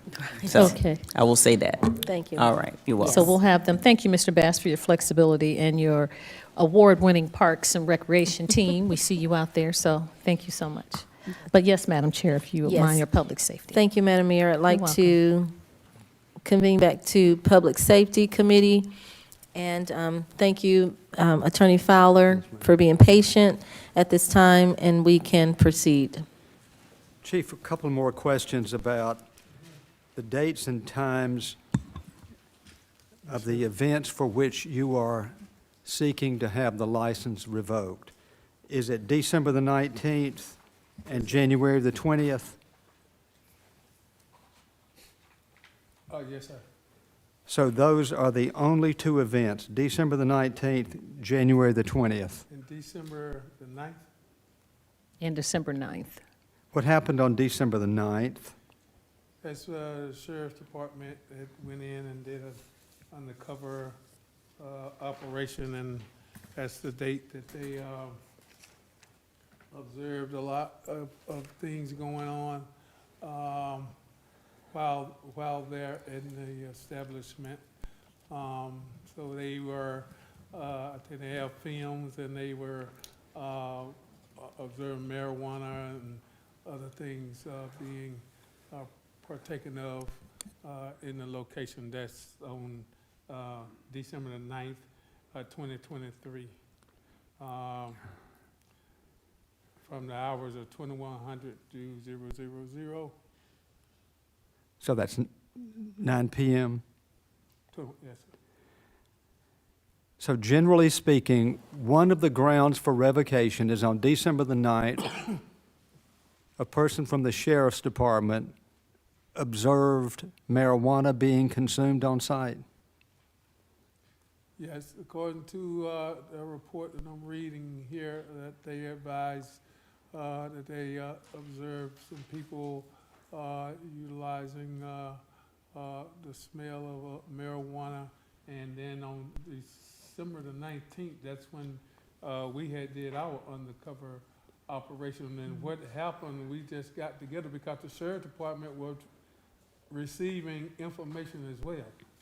That's how the two operations became to work together, because some people was calling the Sheriff Department and they were calling us, so we did a joint operation. Thank you. December the 9th, a Sheriff's Department representative smelled marijuana on site. That's it. Now, while conducting surveillance, I also noticed some people partaking in illegal narcotics hand to hand while agents were in Highlanders. So they see hand-to-hand sales while they were inside surveillance and filming what they were seeing. Now, are there videos or recordings of that? Sheriff Department should have them. Can we have those available between now and Monday? I had to get with the Sheriff Department. This is an ongoing operation, you know. No So arrests were, but no arrests were made with respect to that. No charges were Well, brought. Oftentimes, when you do an undercover operation, you just don't go in there and just arrest right then and there. It all depends. It may be, the arrest may come 3 months down the road. It all depends on what type of information that we are receiving during the operation. The next event is on December the 19th, and that was the circumstance in which Lauren Earp did not check the license of a girl that was 20 years old. Is that correct? She checked the license. She checked them and sold it anyway. That's what I told you before. She checked. She checked the license. She did what she was supposed to do other than not sell the alcohol. All right. So Just she as- did check, but she Well, went ahead. There's a person here who was a cook that was called to come in at the last minute, and you'll hear her explain more about that in a second. Do you know what they ordered that night? Do you have any idea in the world? I don't know. Do you know if they ordered food? Probably more. I don't know that for sure. You have to talk to the agents that Was the citation given to Lauren Earp the same day that it occurred, that is, the service to her as a 20-year-old of the beverage? Yeah, she was given that citation. Thank you. And then the other event took place on January the 20th, 2024, and that's where 3 persons were arrested: Tyler Blair, Alan Henry, and Lisa Thornton. Is that correct? I don't know all the names, but I know that the sheriff department conducted, and some people were arrested, yes. Would you tell the council specifically what happened that night inside the restaurant? January the 20th? Yes, that's the night of the alleged cocaine arrest. I wasn't alleged, they arrested them when they found cocaine. Patrons and staff observed openly smoking marijuana inside the restaurant. They observed what was believed to be several hand-to-hand drug transactions. They stopped individual leaving the restaurant in which for a traffic violation, and they arrested that guy once they did surveillance of him leaving the place and usually let them go away from the place. So if you stop somebody right there, it may harm your operation. So they let them go away a little ways. They stopped them and they found the cocaine. How many? After observing the drug usage in the place. Now, there were 2 places identical in general location. One of the restaurants is called Per Se, the other restaurant is Highlanders. The evidence we have was that all of that started in Per Se, not in Highlanders. That's not the evidence I had. We wasn't going to do anything at Per Se. The operation was for Highlanders. It wasn't for Per Se. So our operation was conducted at Highlanders. So you bring in, I heard you earlier, you were talking about Per Se. That's the first time I ever heard anything about Per Se, because all the agents were dealing with Highlanders. Now, I'm not saying we're not looking at other places, we're looking at a whole lot of people, a lot of other locations, but that was the first time I ever heard anything about Per Se. All this information we have is dealing with Highlanders. And on that night, January the 20th, your statement to the council is that someone was seen inside the premises smoking marijuana? I'm saying to the council and to you and to the people there that patrons and staff observed it was openly smoking marijuana inside the restaurant. They were observed of what was believed to be several hand-to-hand drug transactions. And that's when you mentioned some individual that was stopped leaving the place, which we had information that one of the cooks was selling cocaine. That's how distinct the information that we were receiving about this place, is that the cook was selling cocaine. So when we went into the operation, we looking for the cook. And guess what? We arrested the cook. Now, did you know that he was not on duty that night? I don't know who was on duty. I know he was there. I don't know who was on duty that was working at the establishment, but my guys were working in the sheriff department were working. What was the cook's name? I don't have his name. You mentioned somebody named, I think you said they stopped Cook leaving the restaurant. I don't know if it's the cook or that's his name, Cook. What evidence do you have that there was gang activity going on hand signals, bloods, colors. What evidence is there of that in this restaurant? This is from our gang investigators. Our narcotic officers and the county narcotic officer are also gang trained. So this is what they are observing. Again, you know, I wasn't there, but I get briefed. Have you looked to determine if there have been any past actions of misconduct by Highlander in the 15 years that this gentleman has operated that restaurant? I know Highlanders was on Fairburn Road, and they moved from Fairburn Road, I think, to over there by the Walmart. So, you know, it doesn't matter if they didn't have any. I could go pull that record and find out. But the point is, at this date, these dates, what we're talking about. Is all of your activity based on a confidential informant telling you about information going on there? No, it's based on officers going in there and seeing.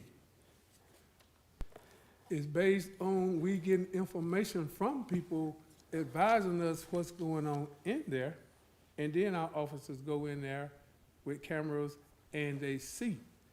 So all our information is not based on just people calling in, making citizens a complaint, because the citizens, they want a place to run right. You know, so they make complaints. So we send our people in these places to make sure things are done right. Have you had complaints from a former employee who worked there that was fired? I don't know who worked there. I don't know that. Do you have complaints from a former employee named Davis who worked there for a number of years and got fired? I don't. That name don't. Even if he did get fired, he comes. The bottom line of what we're talking about here, we get a complaint and we go verify it. Let me ask you this. Was there an occasion when you convened a meeting of all of the alcohol licensees? Yes. And you met with Highlanders? Yes. And at that time, you told one of the members of the management team that you had no problem with them. I advised them that they were one of the only ones that did come to the meeting, because I had several meetings, and prior to that last one, I had other establishments to come. You know, at that particular time. See, I'm not going to just sit there and tell you what I have going on with you. That's what I do. If I did have something going on, I'm not just going to tell him, yeah, everything. I may say everything is cool, but I may have some information that things may be going on, and I'm not going to tell you. When was the first time you heard that Highlander had a problem? I can't tell you the exact date. My testimony was that we received information of things that was going on inside that establishment. Now, the exact date, I don't know, but I turned it over to special ops. And my testimony is to you is that when we received it, guess what? The county got the same information. So when we got information, the county got the information, so we got together and worked the operation together. That was all within the last 90 days, wasn't it? Yes. In fact, it was more recent than that. It was early December of 2023 when all this started. Well, let's see.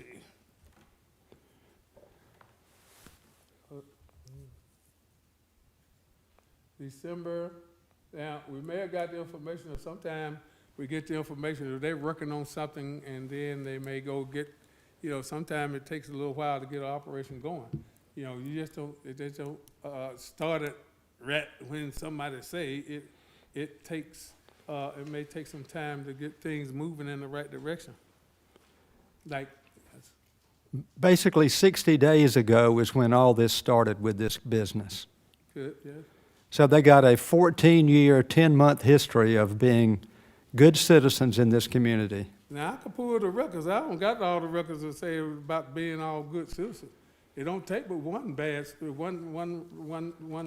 operation, and that discombobulate everything else. So Now, I could go pull the record and see how many calls we have for service at that location. I was looking at a few of them here, and, you know, we had intoxicated people and battery and unruly patrons and car keys.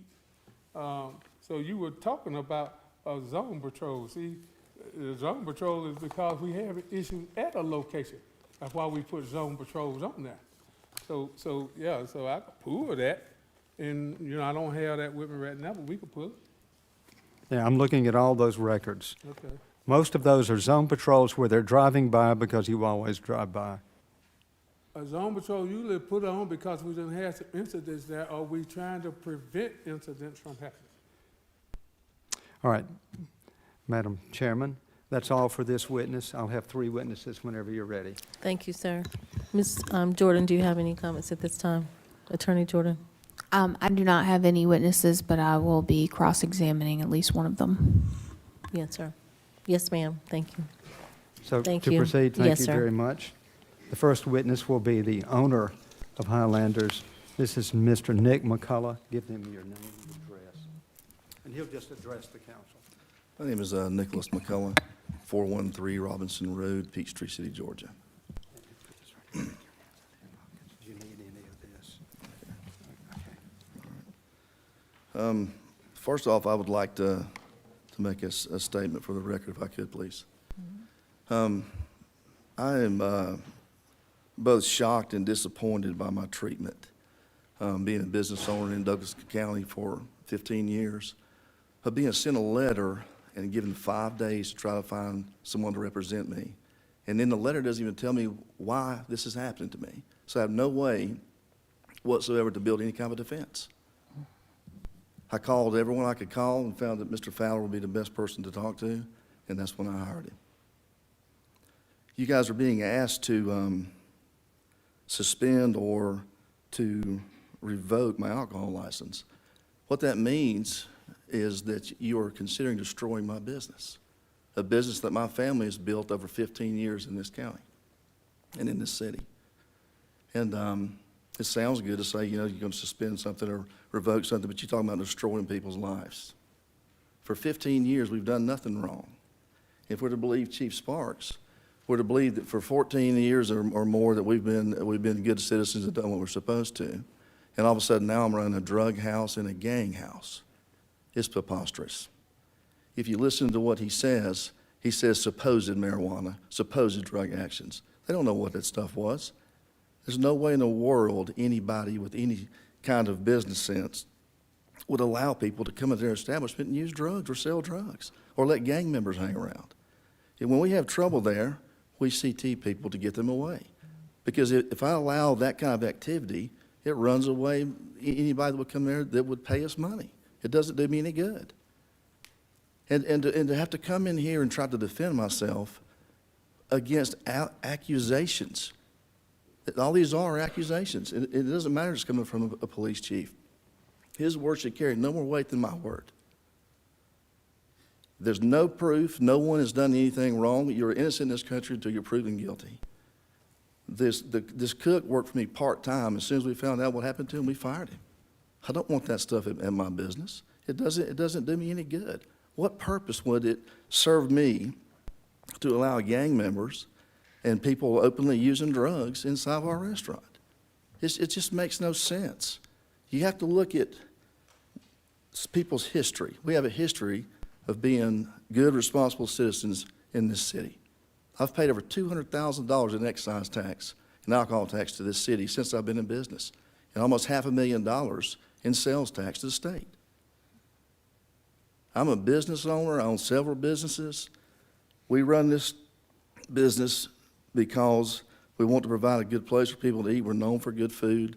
Many people from the county come there, many police officers, many of the WSA guys. And we are being portrayed as some kind of a criminal organization. My character has been assassinated in here tonight with zero proof. No proof. Someone could just say something, and the accusations alone are so damning, you'll never get over it. Everybody in here can hear everything that's being said about me, and I have no way to defend myself.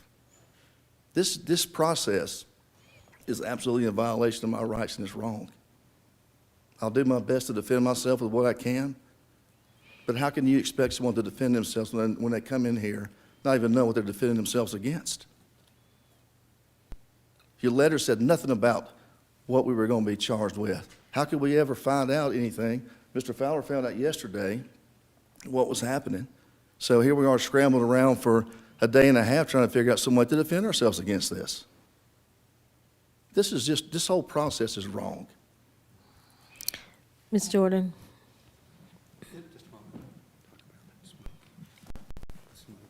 Yeah.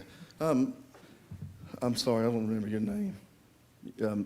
Ms. Jordan. Brought up the fact that we're not a smoking establishment. It's not true. She's looking at my original application. When we first opened the business, I did not want smoking. And my wife and I ran a place ourselves. I built houses during the day, and I go over at night and work. We built this thing from the ground up with our hands. Everything was designed, the menu was built by us. Everything was us. And when we first opened, they wanted to know what crazy person was going to open a restaurant up across from Taco Mac and beside Tops. And I said, well, here I am. And we have fought COVID. We have fought everything to survive. And now here I am trying to be taken down and destroyed over a bunch of accusations that there's absolutely no proof of. But we changed from a non-smoking establishment to a smoking establishment about 11 years ago. I signed paperwork. It was filed with them. What they've done with it, I don't know. But at that point, you cannot enter that building unless you're 21 years old. So the police send someone in underage to perform a sting, breaking the law themselves. Is it okay for the police to break a law in order to try to entrap somebody? Is that okay in this country now? This whole thing makes no sense.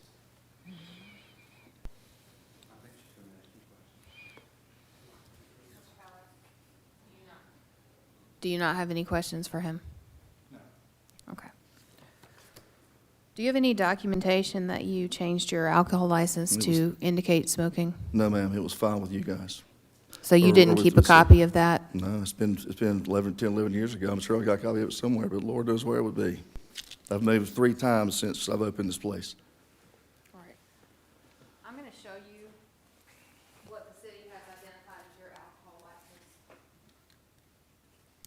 application. Can you verify that this is your handwriting? It is my handwriting. That's from the first time we opened.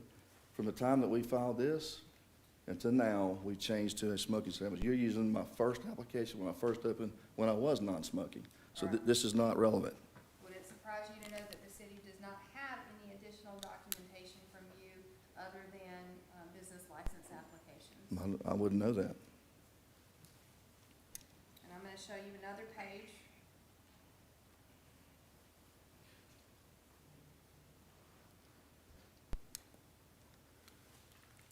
What is that document with my letterhead on it right back there?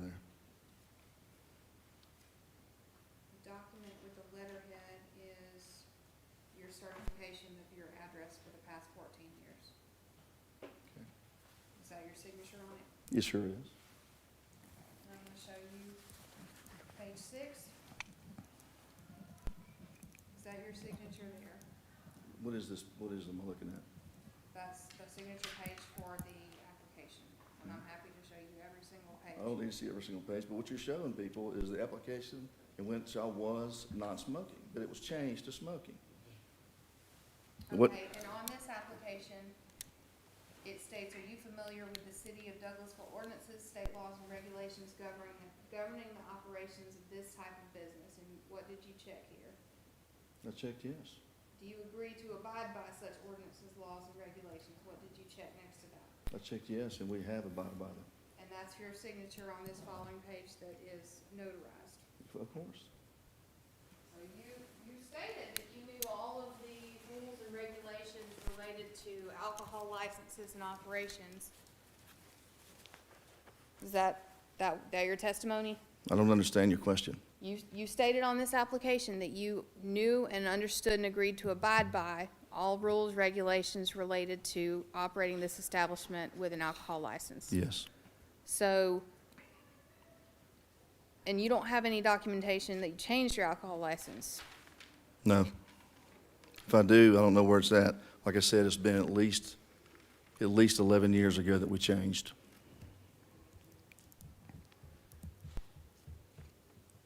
Is Lauren Earp employed by Highlanders currently? She is. Was there any discipline done against her for her infraction of selling to a minor? I don't believe she sold to a minor. What she told me was when she looked at the license, that she had just recently turned 21 years old. So I don't believe that she did anything wrong. So you gave no disciplinary action against your No. employee? And you said Tyler Blair was a part-time cook? Yes, ma'am. And he was the one arrested for cocaine? I guess so. Would it surprise you to know that the Douglas County Sheriff's Office reported that your cook, Tyler Blair, was right back to work when he got out of jail? I don't think that's true. You'd have to ask my brother about that. Okay. And if he was, he did nothing wrong at our establishment that we know of. He was arrested somewhere off-site, and had we known or thought that he was selling drugs, he would have been fired that second. So nobody, your testimony is nobody on site knew that he had in his possession at Highlanders a scale, distribution baggies, and a scoop spoon along with the How would anyone cocaine? know what's in his pockets? How would anyone know that?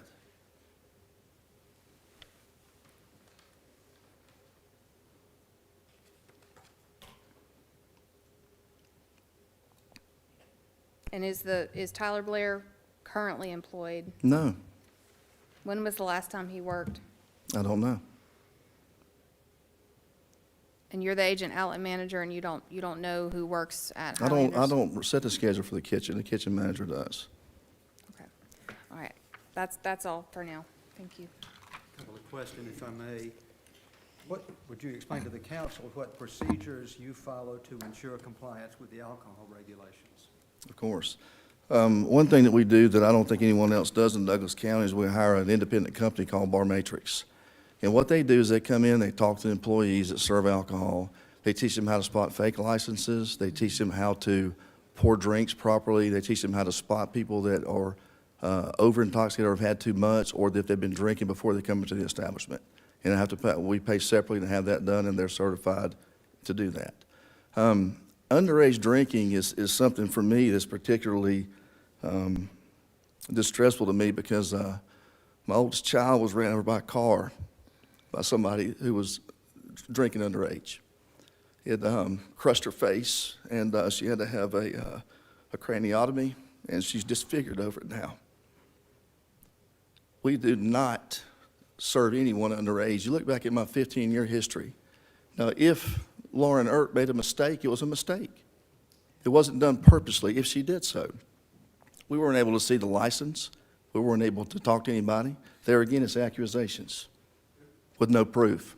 She has not been convicted of anything, same as the cook or anyone else. In no way do I condone drug use anywhere, much less at my business. It does no good for me. In no way do we conduct gang members at the business. It's ridiculous to say. I run a good business. We run a business for the community, and we follow all the laws and rules. Were you aware of any misconduct on the dates of December 9th, 2023, December the 19th, 2023, or January the 20th, 2024? No, sir. If you had the least idea that something like that was happening, would you tell the council what you would have done? If we had the least idea that anyone was selling drugs, using drugs in the open or anything else, we'd have fired them or called the police. Anytime that we've ever had any trouble with anyone at our establishment breaking the law, we call the police and we get rid of them because it damages my business not to. No one's going to come in there and pay money to sit and eat and drink if people's openly using and selling drugs. This does not have the ring of truth to it. And to destroy somebody's business over accusations, I just don't understand how anybody can even consider it. All right, thank you. Miranda. Thank you. Kyle McCullough, please, if you come around, sir. Kyle, state your name, give me an address, and then I'll have some questions. My name is Kyle McCullough. My address is 10635 Woodruff Road, Fairburn, Georgia. Tell the council what your employment is. Manager, How long you been there? about 5 years. What are your responsibilities? I do ordering, inventory, front of the house scheduling, and just day-to-day management. And what responsibilities do you have for ensuring that your staff comply with the regulations concerning alcohol consumption? We hire a company to come out and go over all the rules, regulations, train them to spot things like that. What time does your business close? Closes at 2 a.m. We usually do last call around 1:20. What's last call? Last call. Last call. Mhm.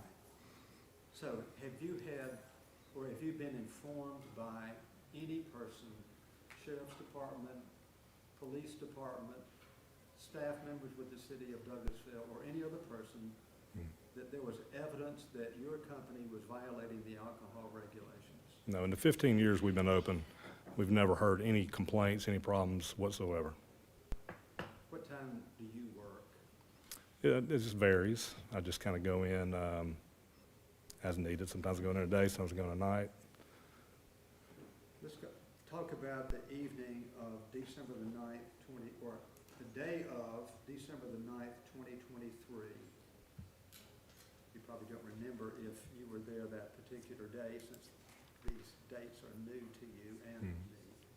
But has there been a pattern, to your knowledge, of marijuana consumption on site while you were there? No, absolutely not. Absolutely not. What would you do? If we ever, any bar that you go to in the United States, you're going to have a bad apple in there every now and then. So sometimes I'll see somebody doing this, and I'll go over there and look and see what they're doing, and they might be rolling marijuana, but it's very rare that that happens. When I see that, I kick them out immediately. No questions asked, you got to leave the bar right now. How many times has that happened over the years? Not very often. Not How very many often. city of Douglasville police officers come to your establishment? We have many police officers come to establishment, and regularly. We have a Carroll County judge who comes 7 days a week into that bar, and he sits there all day long. His name is Walt.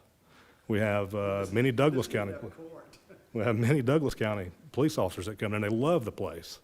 We have Keith and Jared, who own Best Bonding. They're in there every single day. And they wouldn't frequent a bar that's selling drugs and stuff like that. It would be bad for their business and reputation. It's just not true, what we're being accused of. And two, if I may say, I would like to invite every one of you guys to come out. I will cover your tab so you can see this personally, that none of this is true. None of it. And I know Mr. Sparks has to throw gasoline on a match. That's his job. You know, he's a good guy. I got a lot of respect for Mr. Sparks. We've met before. And like I said, when he called the meeting for all the bars in the city to come, only 2 people showed up, and Highlanders was one of those people because we comply with the police department. Always have and always will. But, you know, we don't have a drug problem there. We have many good people there. I actually had 2 people come to me there and said, I was contemplating suicide. I was going to kill myself. And I found this bar, and this bar saved my life.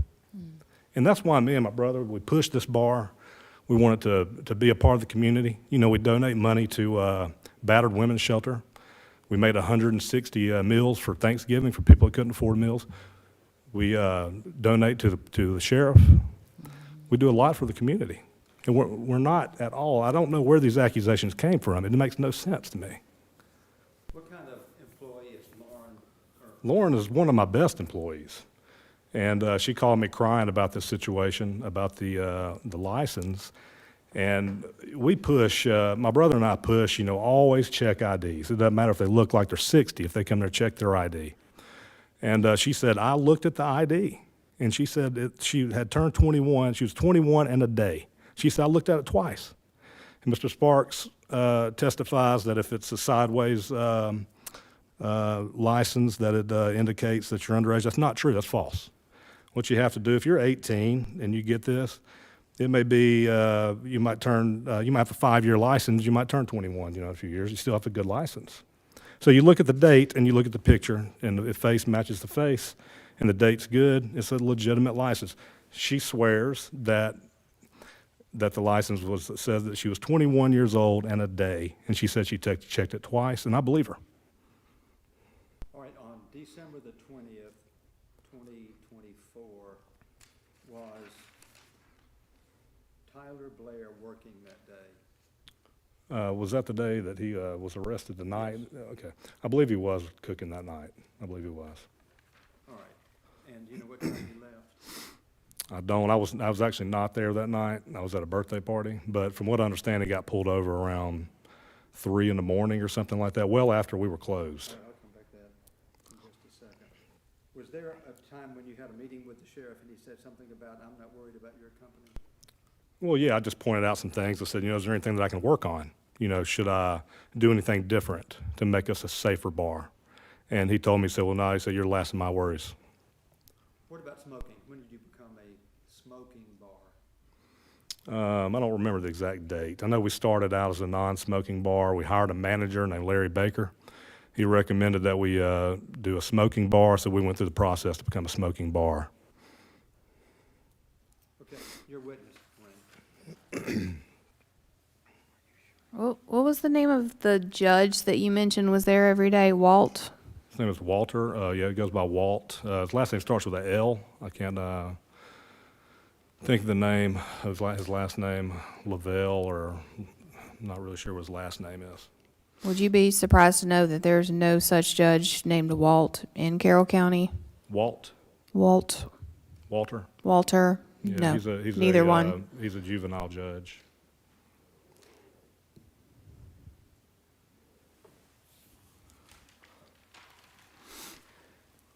And you were not present on January 20th, 2024 at Highlanders? Is that the date that T.Y. got arrested on Highway 5? That's the date where you just testified that your cook was on duty? I was at a birthday party, so I'm not sure if he was cooking or not. I'm not really sure. I believe he may have been, but I can't be 100% certain. You can't be certain of anything that happened that night because you weren't there? Correct. All right, that's all. That's all for this witness, thank you. And Christy A.G., please.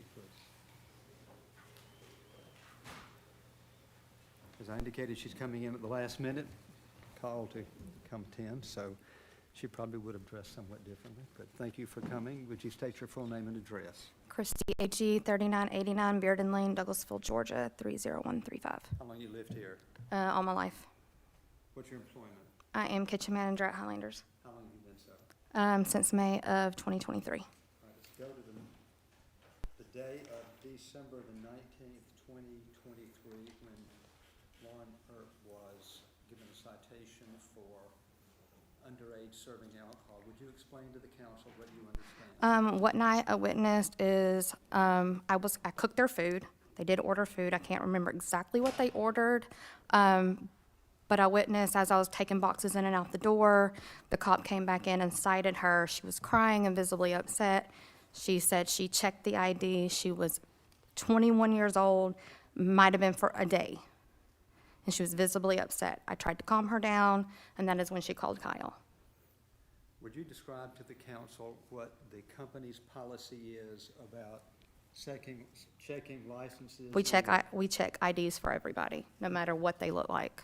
So would you also explain to the council what the general environment is of the business? You've heard the chief describe an atmosphere that sounded like it was inappropriate. Would you tell the council? What I've experienced being there and being kitchen manager, we are a close-knit family. We strive to serve the community, serve good food, and just be an overall wholesome atmosphere for people to come in, drink, eat food, and watch a sports game or attend an event. What about the enforcement of regulations concerning alcohol consumptions and serving to minors? We do not serve to minors. We check IDs, whether they're vertical or horizontal. You check them. You check the year, date of birth, and the picture. They have to match up. Now, with respect to the arrest of the 3 persons on I guess it's late in the evening on January the 20th, 2024. Were you working that day? I was not working. I have currently been in the hospital undergoing surgery, so I was not working. I do know he was working that night, and I found out his arrest while I was in the hospital. And he was arrested when we were not closed off of Highway 5 somewhere, when we were closed. When it happened when you were? We were closed, not in business. It happened around 3 o'clock, and I was informed like 4 or 5 o'clock that morning. Have you ever seen drug consumption by him or anything inappropriate like that at the establishment? No. What was your view about what happened when you heard that it occurred? I'm stressed out because I am again under medical leave and can't attend my kitchen. Did it And- surprise you that he would engage? Yes, and it's very much surprised me and disappointed me. Had you seen any similar conduct like that going on within the staff or any patrons who were in the No. establishment? Never seen it? No.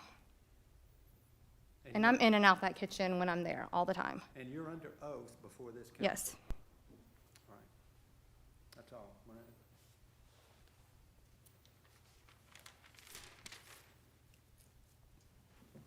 Miranda? I don't have any questions for this witness. Thank you. I'd hope to be able to subpoena Lauren to attend and to get additional information, but we are proceeding tonight. That's all we have, and I rest at this point. I would ask, however, that we be given the opportunity to present additional evidence on Monday if we can discover it between now and then. Madam Chair. Absolutely. Thank you, Mr. Thank you Attorney very Fowler. much. Yes, sir. Ms. Jordan, do you have any other comments at this time? I would just like to make some closing remarks quickly in respect of everyone's time. Serving alcohol in this city, as you all know, it's not a right, as the respondent has mentioned, it's a privilege. There have been allegations of criminal activities that were witnessed by respected members of the law enforcement community as part of an ongoing pending investigation. These criminal activities may not happen daily. They may just happen on certain days, and they may have just happened on certain days where law enforcement personnel were present at the scene. But the fact that they've happened at all is enough to support a revocation. And just because it's recent does not make it okay. If they operated properly in the past, that's great, and we appreciate their cooperation. But the recent activities are what have prompted the Douglasville Police Department and the Douglas County Sheriff's Department to initiate and conduct an ongoing investigation into the activities that have taken place at Highlanders. And you heard Mr. Kyle McCullough, and you heard Mr. Kyle McCullough testify that he did not punish the employee that served to a minor. Not only did he not punish them, she still works there. She's still continuing to serve in our community. Now, her server's license may be in jeopardy as a result of whatever happens in her pending court case. Her court case goes in front of the municipal court on March 20th. Now, the agent outlet manager, which is Mr. McCullough, Mr. Nick McCullough, is responsible for everything that happens at that facility. But he's never on site, and he testified to that. He does not handle the day-to-day. Our city code says that the agent outlet manager definition is the person who does or will actually manage or operate an alcoholic beverage store or a pouring outlet on a day-to-day basis.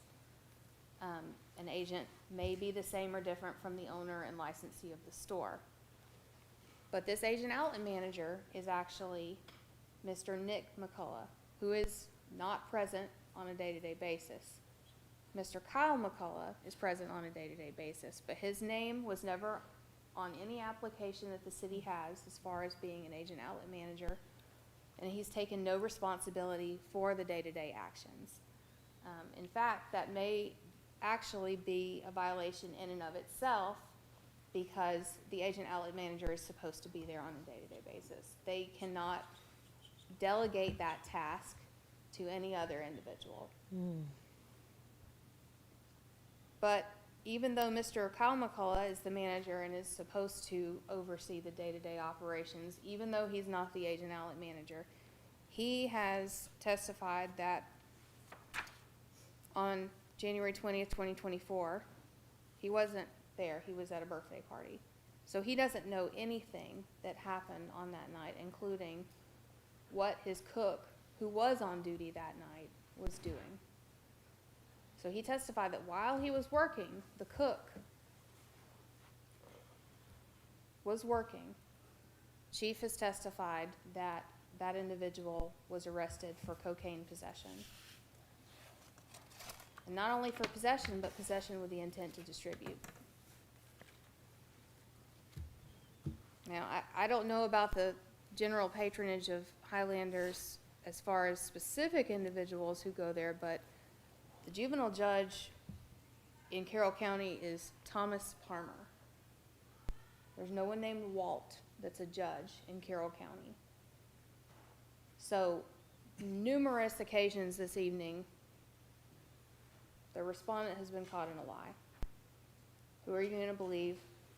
The respondent who continues to lie under oath, or a respected member of the law enforcement community? That's all I have at this time. Thank you, Ms. Jordan. Attorney Fowler. Thank you for the opportunity to appear tonight. I know none of this has come out in any depth, but many of us have been in situations, and I've certainly experienced it over the years in my job, where a former employee can create a devastating nightmare. And over the recent years, a former employee, whose last name is Davis, a female, has created extraordinary problems. Nothing that has risen to the level of being pertinent to what we're here for tonight, but it's just been problems behind the scenes. It's like the stuff that sometimes happens on Facebook. And we believe at some level that's behind what's happening here tonight. And I understand the rule about informants, you can't get their names. The city should and does, with the Sheriff's Department, protect those individuals. But where we are is, it's sort of like Pharaoh's army. When all the children of Israel had crossed the Red Sea, they look up and they see the flood that's coming this way. That's sort of happened to us in the last 48 hours.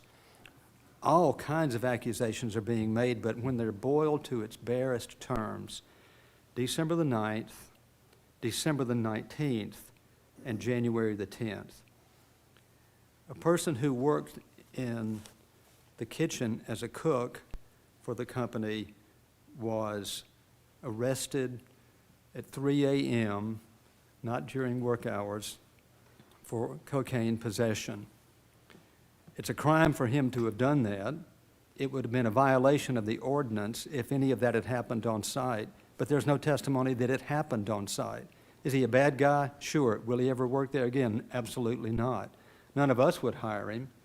But is that a basis for taking away the license? The more serious of all these is this concept of cocaine possession, use, and intent to distribute.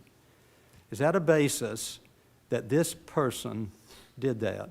And the council has to decide. And the ordinance gives you a lot of flexibility with respect to that. But what we would say is absolutely not. With a company that's doing excellent work in the community, for those who are inclined to visit, 14 years and 10 months worth. And I would respectfully say no. I don't know what went on going back in reverse order on December the 19th, but Lauren made a mistake. And she has not been fired because she made a mistake, presumably. And if she did, is that a grounds to take away this business's license when that's the only recorded event of its ever happening? She cried, talked to a fellow employee and said, I can't believe this has happened, I've been cited, but I checked. And if the chief, who has that license, it's in evidence, showed it to us, I would believe him. If he just told me, I wouldn't have to see it. And he told you that it had the wrong date on it, or it had the date that would indicate that she was under 21 years old. it is a smoking establishment. The city may have believed that it was a no-smoking establishment so that they sent in an underage person. That's something that the council will have to evaluate as to whether or not that is a meritorious claim for using that as a basis for dealing with this company's license. With respect to the first event on December the 9th, the concept of misconduct going on, you heard from one of the witnesses, one of the employees, Kyle, who said that there are occasions where something like that may be happening, and he kicks them out. And that is because they don't do a background check on everybody who walks in there. What happens is they come in, and sometimes they're bad people. I wish we didn't have any in the city of Douglasville, but we do, and they need to be dealt with. Both our city, they do a great job all the time, except in this one circumstance, Chief. The question about what the owner, what Nick has done or not done, may have been confused by me, and if so, I apologize. He goes there regularly. He is the agent outlet manager, and he has been for 15 years, and he's known it for 15 years. He just doesn't deal with the assigning of schedules. He's there. And I think you can see from the passion that he exhibited in this that he is deeply concerned. You have remedies under the ordinance other than termination and closing down this business. We don't believe any action is appropriate. We ask you to prayerfully consider this over the weekend, and we will talk about whether or not we can have this lady come testify that we think made a mistake.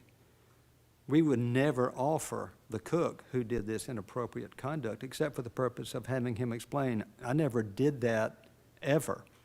And if we can find him, we'll certainly attempt to. Never did it on the premises. I will say this, my daddy served in public service for 20 years, 14 years in the legislature. I won the state track meet when I was a sophomore by myself because my dad was out doing political stuff. I know the sacrifices you make, and when you get a case like this, it makes your job and the sacrifices you have to make even more difficult. So we all appreciate you and your fair-handedness on an ongoing basis. Thank you. Thank you, Mr. Fowler. Madam Mayor, I do not have any comments. I have heard Attorney Fowler ask if he could present additional evidence on Monday. I would like to see that is done on Monday. At this time, I'd like to say there aren't any other items under public safety. Yes, ma'am. Can we ask any questions or bring anything forward, or you want us to wait? I don't have any other questions or comments unless you do. Or yes, ma'am, go ahead. Yes, ma'am. I had a couple of questions.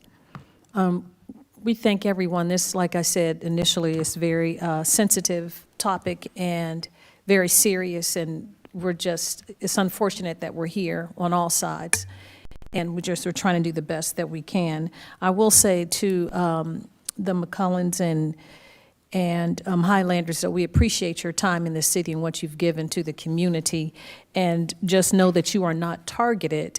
This is part of what the chief does throughout the city.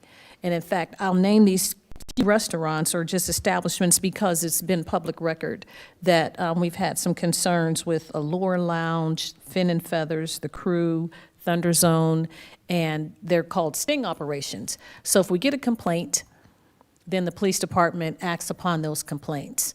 And they do traditional sting operations with even massage parlors or, just going to see if they're really just doing massages at Green Tree Spa and nothing else. So it's routine, but especially if they receive a complaint, they will follow up on the complaint. So it isn't that they're targeting your establishment. It's just part of what they do as law enforcement.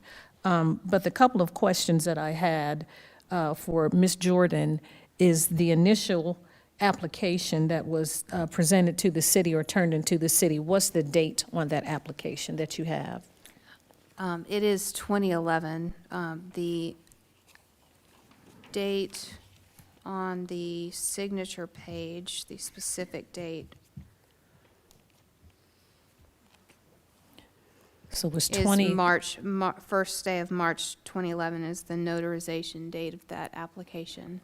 Okay, so the initial application was 2011 that said it was non-smoking, was a non-smoking establishment. But the owner is saying that they did have a subsequent application that permitted them for smoking maybe 8 or 11 years ago. That's right, and I had the finance department verify that this was the only application on file. They sent me everything that they had, Yes, which ma'am. included this, and then the business license application from 2017, where they moved from Douglas Boulevard to Concourse Parkway. And the business license application doesn't mention anything about smoking or non-smoking. Okay, so we don't have that updated information if there is something. Now, the process, it does seem like this is a speedy process. So maybe under legislation, intergovernmental, or how our policy, city manager, I'm not certain, if we can look into a 5-day turnaround to see maybe if there should be more time, or if, how that process, you know, that's something maybe we can look at when we do our new budget hearings coming in June. I'm not certain. It just seems like a fast turnaround for me. I think what your attorney is saying is that that relates to one portion of it. But as far as your deliberation, I think that you can extend that as long as you want to. Am I correct on that, Ms. Jordan? Yes, ma'am. The notice provision requires us to give at least 5 days notice before the hearing takes place, but it would be at the discretion of council to defer any action or to postpone anything in making a decision. Yes, ma'am. So my concern is not for our deliberation time. My concern is for the applicant or the person who's being accused of something, their time frame. If they're giving something in 5 days, you know, and I know too, when I get important information, you look at it, but 5 days seems to be pretty fast to establish an opportunity to establish having an attorney and seeing, and did we, in the letter, do we not specifically say what your concerns, what the city's concerns are, or is it just a general, because I think that is a legitimate concern to, if you have a blanket letter and you don't know what you're being accused of, how can you prepare for that in that time frame? It's specified in the letter. It is? It's Is in it your specified? attachments. Yes, ma'am, it's specified, and the 5 days is minimum, correct, Ms. Jordan? The 5 days is minimum, yes. In the And, letter. and the letter actually went out in more time than that, and the first advertisement ran on February 3rd.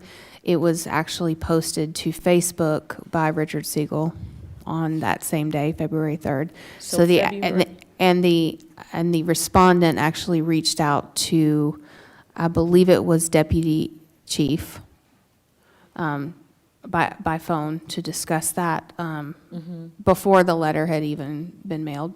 Okay, so information, so they were made aware of what the concerns were. Yes, in and they writing. had also reached out to the finance department, which was that Monday, which was the day the letter was mailed out. They reached out to the finance department for information because I guess they had seen the advertisement.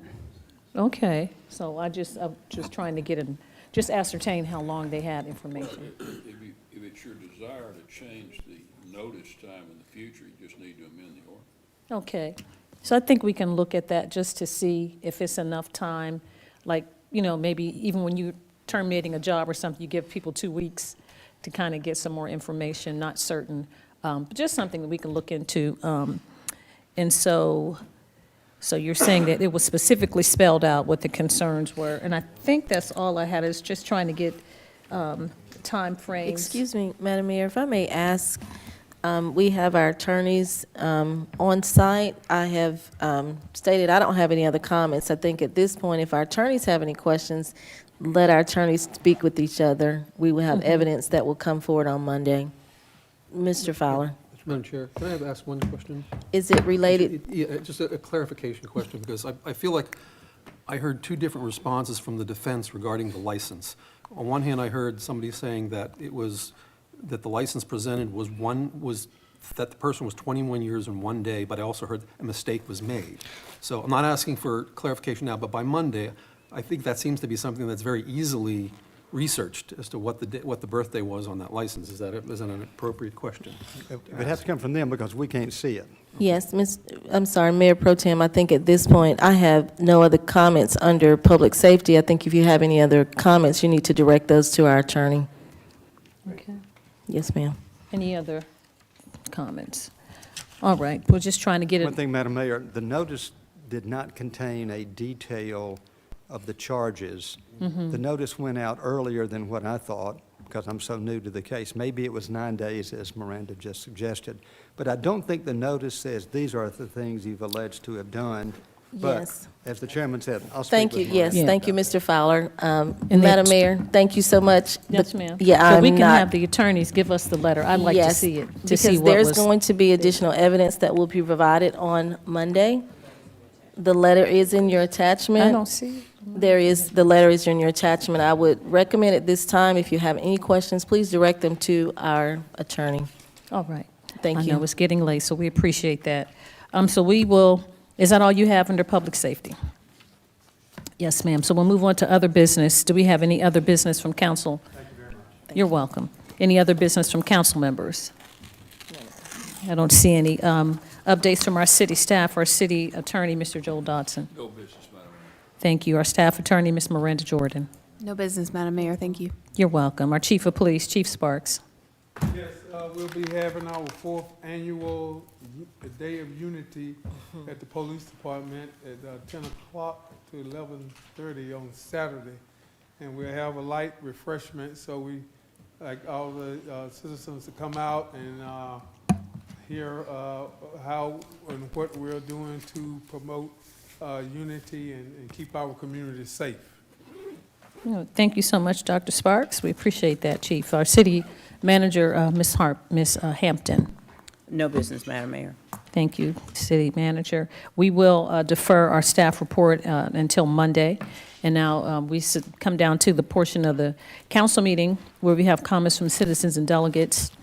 And you have 5 minutes to talk to us about any business that is pertaining to the city of Douglasville. If you have any concerns, please come to the microphone and give us your name and address for the record. Thank you. I don't see any. If we don't have any other business to come before us this evening, then this meeting is adjourned.